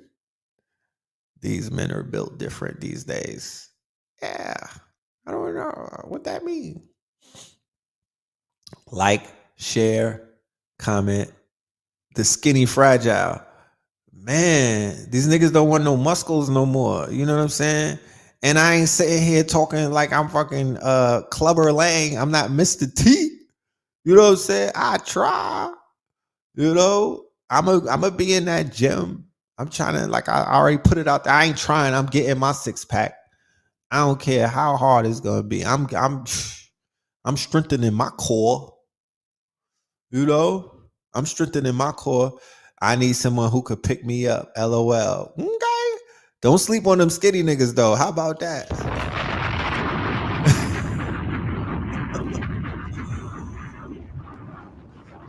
Most brothers don't be trying to run or do any cardio. Could we get some women trainers to spark the interest in these men? We need some women trainers. I need a team of like 4 of y'all. We could do the Peloton. What do they call that? The shit that's online. We need some women trainers. You know what I'm saying? We need some women to help us work on our glutes. You know, we need some women to help us to work on our leg day. You know what I mean? We don't want to skip leg days. We want to work on our legs with you. You know what I'm saying? The ladies out there with them Serena Williams legs. You know what I mean? Yeah. Why don't you teach us how to get our legs up? Somebody said, how heavy do she weigh? Are you? Yeah, I'm saying niggas is wearing this, they wearing women blouses and whatnot and purses and purses. So I guess they're not really focused on their physique. So we could be the exceptions to the rules, fellas. You know what I mean? If you want to put some weight on, Supernova got the super mega greens. Uh, I'm not a I don't I don't know all of the other protein powders that are out there, but I know that the super mega greens is a good mixture. You know what I'm saying? It's a good mixture. It's good for post workout and stuff like that. You know what I'm saying?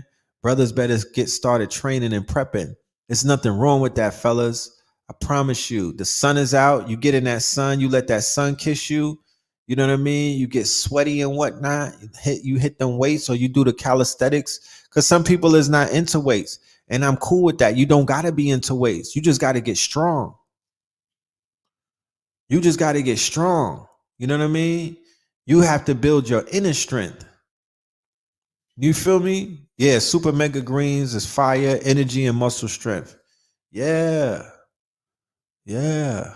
That part. That part. You know what I'm saying?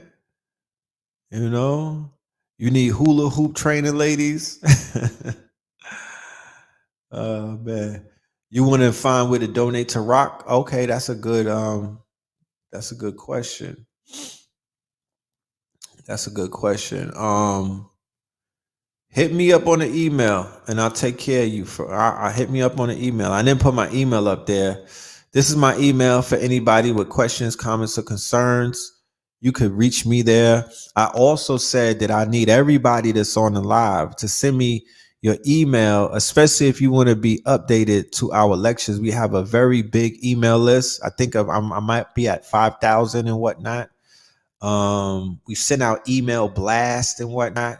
Like whenever we're doing a lecture, we'll send it out on an email blast.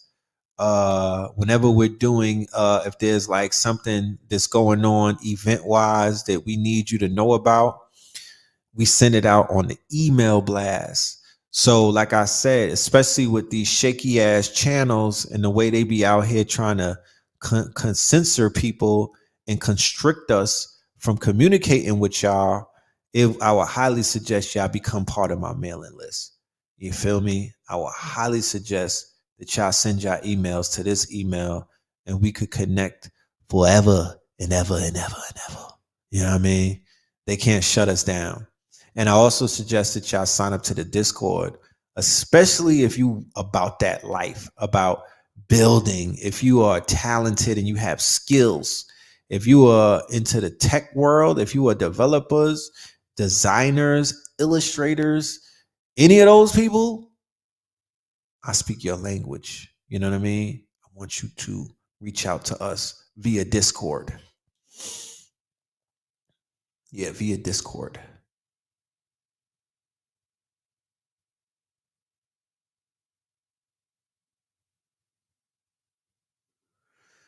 Kegels for women and men for prostate and womb strength. His push, her pull. Yes, get your Kegel on so your woman could queef. Get your Kegels on, guys. You know what I'm talking about? What do you think about the Kanye documentary? We talked about that last week. Genius. I said that's gonna get a Grammy. That's what is it? A Grammy? They need to nominate Cootie and them. They need to nominate Cootie and Chike because that was one of the best documentaries that I've seen in a very, very long time. Okay. Look at you, Destiny, getting on your job. I see you. Link to donate to Brother Rock's memorial. Here you have it, my good brother. That's for the good brother Rock. Rise in power to my good brother Rock. You know, you're going to get down to the A. Thank you. Thank you. We're going to be doing something in the A where we'll have a physical lecture. You know, the spring, we don't want to rush things. Let the spring start. Let the fucking birds come out. You know what I mean? We're going to let all of that roll out and then we're going to pop off and do something live. But we're still in the era of webinars and shit like that. You know, everything is not 100% clear to be out and everything. I even when I was at the Hereafter Farms thing, people had masks on and shit. I was like, I guess we still on that fear campaign type thing, but I get it. You know what I mean? Or an Oscar? Yeah, my bad. Yeah, they need an Oscar. Do I think that you should learn Python? I'm thinking of getting into programming. Yeah, if that's where you want to start, definitely. I've been talking Python and CSS since 2015. You know what I mean? Definitely learn that language. Johnny Come Lately is the street vendor. What happened to Rock? Rock made transition. Yes, the street vendor Rock, who was by the state building in Harlem. Unfortunately, this man definitely he's with the ancestors now. We have a show. If you go into my archives, we did the show on Saturday. Today's Monday. We did a show on Saturday with Professor James Small, Nova Felder, and a whole bunch of other dignitaries. Brother Sutek from House of Consciousness. My good brother Sutek was here. And we did a beautiful eulogy. We sent our brother away in style. You know what I mean? We gave that man his flowers and whatnot. So yes. Yeah, he wanted to smoke with DL Hewley. I'll help him. You know what I mean? I'll help him with DL. DL be on some BS sometimes. The coonery on DL is kind of strong sometimes. So, you know, DL needs to mind his business. Even though my dude Kanye is going out bad right now, but he needs to mind his business. You know what I mean? They need to stop worrying about what the fuck Kanye is doing all the time. Yeah, he is kind of flagrant. It's not in love. That's what I'm saying. Like, if you're gonna help your brother out, you should have some type of compassion. When men lose their families and break up with the woman who may be the mother, who's the mother for their children, every man is not necessarily built to deal with that. You feel me? Every man is not, and I'm not using no excuses to the erratic behavior of a Kanye West in the situation that he finds himself in with him publicly putting his private business out there for everybody to judge him with, because we know the golden rule, don't we? You don't put your motherfucking business on the internet. You don't put your personal business on the internet. That's a no-no. That's the first red flag. You don't do that because the people, the trolls, the public who are not on your level, who kind of resent you because of your status, who are not necessarily going to give you any type of quote unquote solutions. They're just going to clown you. They're just going to clown you. And that is exactly what they're doing right now. They're all in this man's, they in the bed, they in his wife's bedroom, and they all in his head and whatnot. And they're exasperating his meltdown by constantly, egging him on, trying to push him off the cliff, right? Disguised as rooting for him. Oh, we got you, brother. Yay, yeah, man. Do your thing. Represent for the single fathers out there. I know what you feeling. I've been through that shit. F them women. Meanwhile, they pushing this nigga off the cliff. You know what I'm talking about? He think that they rooting for him, but they're really wheeling. They're pushing his ass off of a cliff. And when he falls off of the cliff, everybody's going to say he should have known better. He should have known better. Heartache has been a downfall for many great men and women throughout history, right? Throughout history, affairs of the heart turns into, fatal attraction sometimes. This shit could go bad. This shit could go bad. So once again, you learn from the mistakes of others so you don't have to be repeating that, right? So you don't have to repeat that. So the only thing that I could walk away from that situation is how I would handle a situation like that in my life. That's the only thing that I'll be able to walk away from that learning, what not to do. Don't get on the internet. Don't be all in your feelings. Don't worry about the new boyfriend, because there's nothing that you could do to quote unquote stop. She's trying to rebound, my nigga. There's nothing you could do to stop that. She's a thottis, my nigga. This what she do.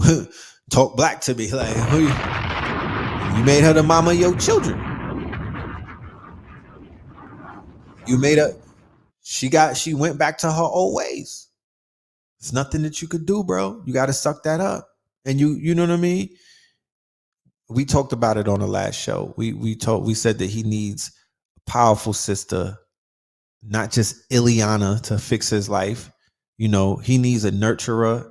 He needs a woman who could genuinely love him. You know what I mean? And he needs somebody who could nurture and help him to heal from the obvious loss. He's having abandonment issues because he lost his mama. So he's clinging to family because that's all he knows. He tried to create something new, but the foundation of what he created it with, or who he created it with, may not have been the greatest of choices and whatnot, of course. But like I said, this nigga is around my age. He was watching Farrah Fawcett, Linda Carter, Pamela Anderson. He was doing, there we come from. I explained it to you niggas earlier. That a lot of us got out of that trap, but some of us didn't. Tiger Woods, don't judge us. A lot of us was able to shake that shit off and be like, oh, look at the programming from NBC and whatnot. Look at the programming from Dominant Society in the 80s and whatnot. Look at the programming that they had us listening to Hot Tracks.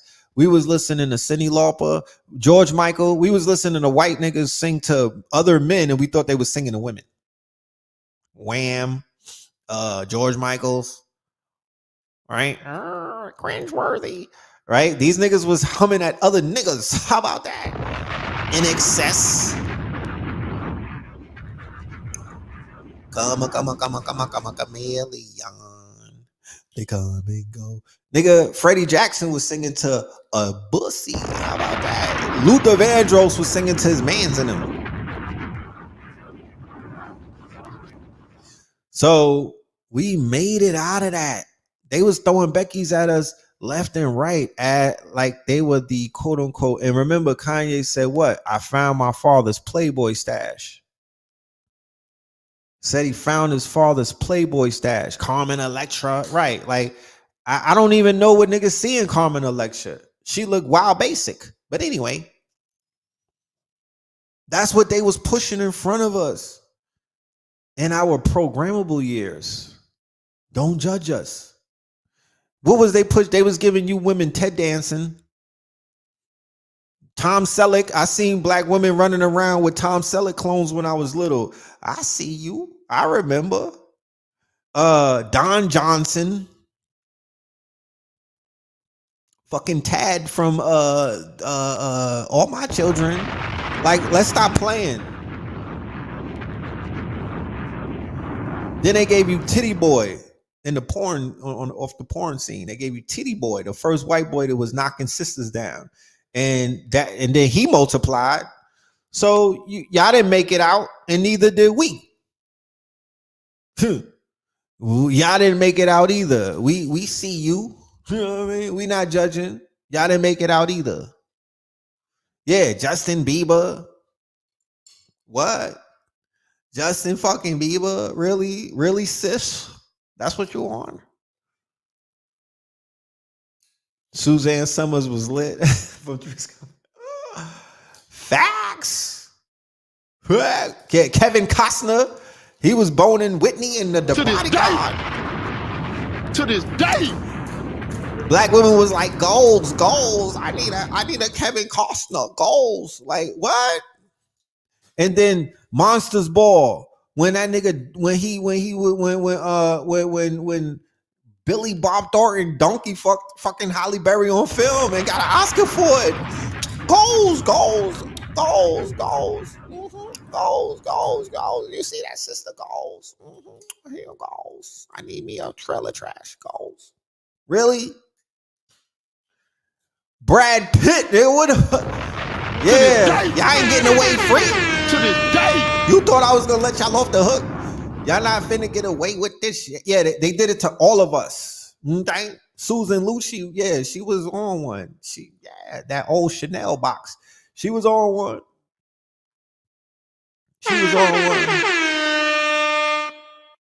And I'm just giving you context to the programming that was like subliminal. Kelly Bundy had, thank you. She had niggas. We wasn't watching Ed Bundy. We couldn't stand that nigga. We wanted the daughter and the wife together. How about that? Yeah. Sandwich time. How, yeah, that part. It's getting late. It's 12 o'clock. It's midnight. I really could go in now, but I'm gonna stop. You know what I'm saying? I'm gonna stop. You niggas was watching Friends, looking at Jennifer Aniston. The struggle. God damn. Then they had us lowering our standards. They was giving us Jennifer Aniston and all of these other Peckerwoods. Like, what are you doing? But they already reeled us in the 70s and the 80s. They reeled us in, and then they start giving us, basic Beckys. So now you got niggas settling for basic Beckys. You know what I mean? Look around. Niggas got on Honey Boo Boo's tail. They was on Honey Boo Boo's trail. They was on her heels.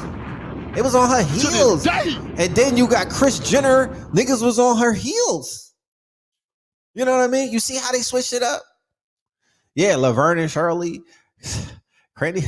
What are you talking about? Like, keep it a Buckington. I could keep it 100 with you. You know what I'm saying? I could keep it 1,000. I'm not hiding. I'm letting you know. I'm bringing it into context that the programming was thick. And if you didn't watch some BET Uncut and was able to see White Chocolate and Pinky and all of them, if you was not able to tap into, what the sisters had to offer, you too could have got sucked up in the Becky vacuum cleaner. All you niggas in Buffalo and Rochester and all of these places, upstate New York, you know what I mean? Your woman looking like a linebacker. You know what I'm saying? All of the Honey Boo Boo baby mamas. Look at Little Dirk's baby mama. He got caught up. You know what I'm saying? You niggas was chasing Joe from Facts of Life. Facts. Facts. You niggas wanted to take all of the grenades down from Jersey Shore. Facts. Look at what TV does to us. Look at what TV does to us. It programs. It really does. You know what I'm saying? Young impressionable men who hormones just turned on. This is what we were seeing on TV. We didn't have 100 channels. We only have 4. Niggas didn't have the internet. We had fucking UHF, nigga, and the 3 channels. What are you talking about? We didn't have all of that. So our options was mad limited. Niggas, God forbid you had Playboy magazines under the bed, nigga. You know what I mean? It wasn't no sisters in there. It wasn't no sisters in there. So the Becky sorcery, H the journeyman, you a legend. The Becky sorcery was strong in the 80s, in the early 90s. That's why Madonna got so many bodies. She is the big meat of the Beckys, nigga. Do you understand what I'm trying to tell you? Yeah, Vanessa Williams was the only sister in Playboys. And she's like, you know what I'm saying? She's wild beige, my nigga. She wasn't even, you know what I mean? She don't got that much melanin. The bitch got green eyes. But anyway, Madonna is the big meat of these Beckys, nigga. She's her. She's Hemington. She's fucking, she's the Barack of the Beckys, nigga. She's the, you know how many bodies she got? To this day. You know how many mason jars she has in her fucking closet with nigga souls inside of them? She's the skeleton key. She's the skeleton key. Red, are you saying that Moors should amalgamate, good brother? What I'm saying is these niggas are Moors right now, and they are amalgamating. It's called the browning of America. There's nothing that you could do. We talk about should they amalgamate. You been to fucking Wisconsin, my genius? You been to fucking Portland, nigga? These niggas is amalgamating as we speak. You know what I mean? Go anywhere outside of big town America. These niggas are amalgamating right now. You go to any fucking Waha or 7-Eleven. Honey Boo Boo was in there with an Alicia Keys and shit like that. They pulling up with an Alicia Keys and a young Barack and shit in tow, nigga. Somebody is putting in that work in these trailer parks. That part, they've been doing it, okay? That part. You've been to San Francisco and places, nigga. That part, they already doing it. When I went to LA, I was like, God damn it. This is a whole fucking factory. This is a machine. This is an assembly line of Baracks and Vanessa Williams and shit. Like, it was a whole assembly line. I'm like, y'all adopted those children? No, this is fucking Earl's child. Like, oh shit, okay. Niggas getting busy over there.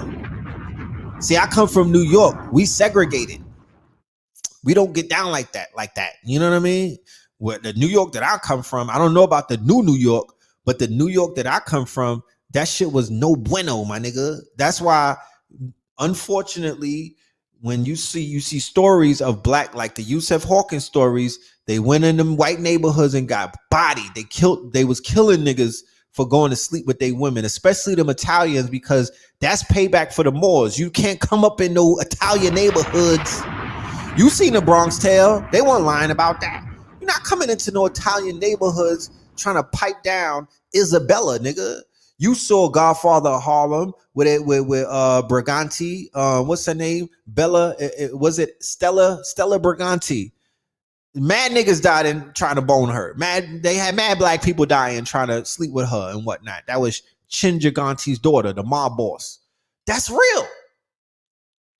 Niggas in New York, I mean, it happens, but that's not the culture.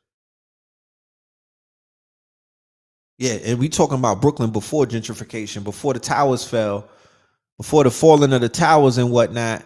Yeah, Bensonhurst. Nigga, I went to New Utrecht. We had to fight every day after school to get the motherfucking Italians up off of us. And you know that we didn't have a problem. We was whooping ass and whatnot, but they was definitely on our heels. They was on niggas' heels and whatnot. And them white boys was not scared. They wasn't no punks. But we had hitters with us. We had, you know what I mean? We had niggas that was knocking them out. But New Utrecht in Bensonhurst, I went in 1991. This was right after they killed Yusuf. It was a war zone, right? So nobody was going to New Utrecht chasing no Becky tail, my nigga. That was not what we was doing. Okay, we snapped the fuck up out of that. It was these niggas was sneak linking with the Beckys and shit like that in the gym and shit like that behind the fucking staircase. They was sneaking linking, but it wasn't done in the open like that. And I remember the sisters was not checking for no goddamn Ken dolls either. They wasn't breaking their neck talking about, oh, I like his freckles. Or I like his blonde. No, they wasn't doing no goofy shit like that. What the fuck? We had our heads intact. I don't know what happened. What happened was, I don't know what happened. Shit doesn't change. Go to spring break. This shit'll make you throw up. You know what I mean? The way that these sisters be out here, just like, I mean, what do y'all see? I don't understand. I don't get it. Because to be honest with you, the programming of today is not even as harsh as the programming that I just explained. Did you hear all of the names that I rolled off of my tongue to explain to you how fucking they were drowning us in white savior complex mentality? And yes, it did affect certain people, but hip hop broke us out of that motherfucking spell. To be honest with you, gangster rap did it. We be having our hangups about the gangster rap, but gangster rap really shifted the culture and got us off of that intersectional shit. Gangster rap put us completely on some, like, it put us square middle on some black shit. Real talk. The gangster rap did that, not the R&B, like, certain movements, like when the Snoop, Dr. Dre, Chronic movement was popping, the Bad Boy era movement was popping. Like, these are eras, these are movements. The Jay-Z era, the Rockefeller era, none of that shit was dealing with being wishy-washy and going outside the culture. None of that shit. It was drawing people completely into the center of the culture. It was bringing us back into the culture. That's what it was doing. Mo Better Blues. Oh, I love that movie. That was my shit. Denzel played his ass off. And it did push, it pushed with black, it's a gift and a curse as well. It was a gift and a curse. I'm not out here waving the gangster rap flag. I'm just giving you context as to how it shifted the culture. But, when with gains come losses. So we definitely lost the dignity of the black woman. That got sacrificed. You know what I mean? All of that work that MC Light and Queen Latifah, all of that respect that we have for the sisters, and we calling them queens, and all of that, ladies first, that shit got pushed completely out of the way when gangster rap took over. You remember when Dr. Dre was pouring the 40 on Shorty? Ooh, they threw out the condoms. Yeah, it's a party going on right here. The celebration. That was the new celebration.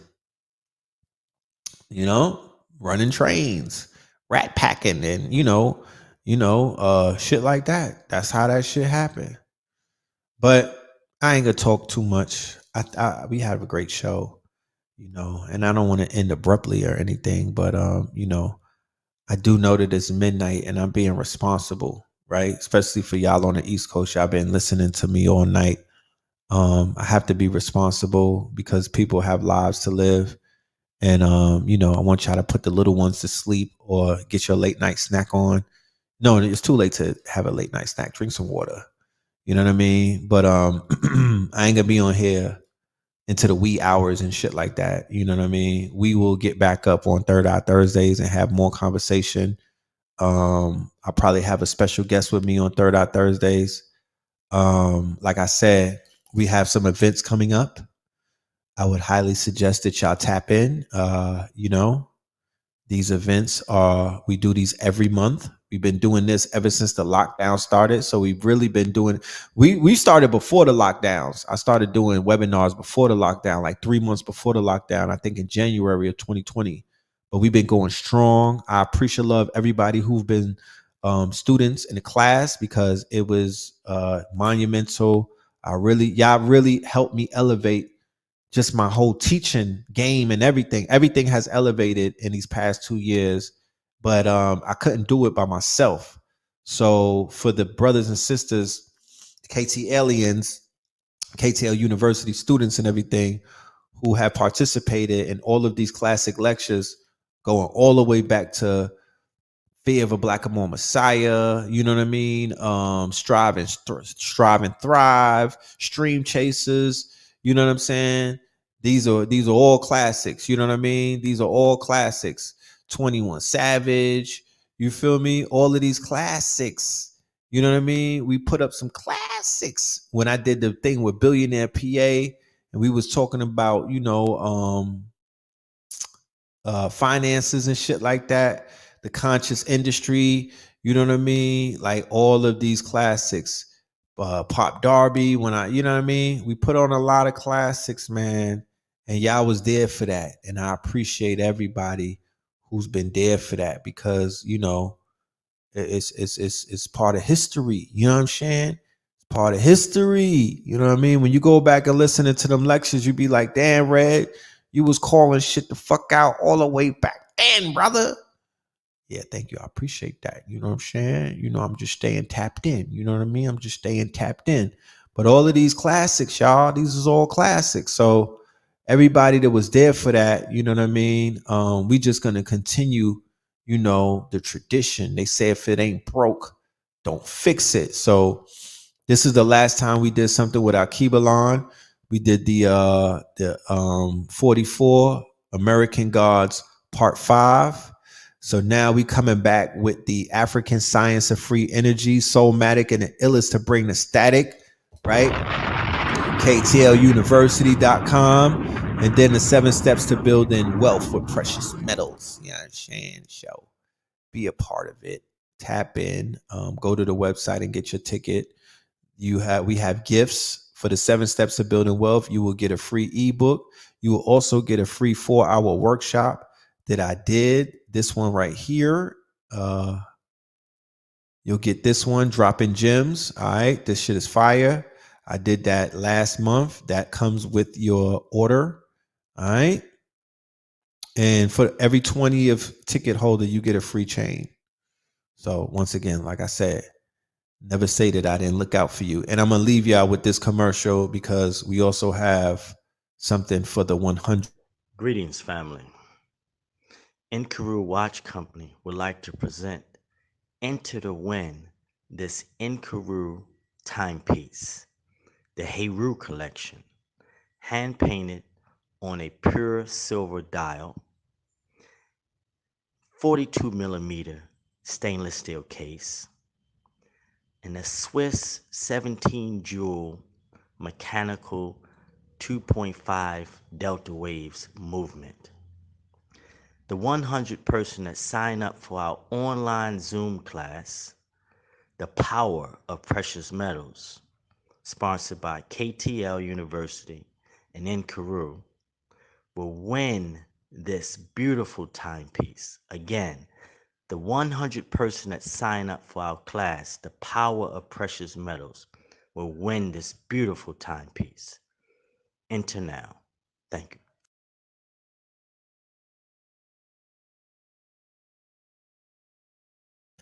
Get your timepiece. You gonna want that watch. That shit fire right there. You dig? That shit fire right there. So with that being said, I appreciate love, y'all. Thank y'all for your time. Thank you for your attention. That means a lot to me. You could be doing anything. Uh, Thank y'all for your comments. I love the comments. I feed off of that energy. Thank you, my moderators, for holding it down. Appreciate y'all. And yeah, I'll see you on Thursday, God willingly. Hit the Cash App, money sign Phil Moreland. Keep it in all caps. You know what I'm saying? Phil Moreland.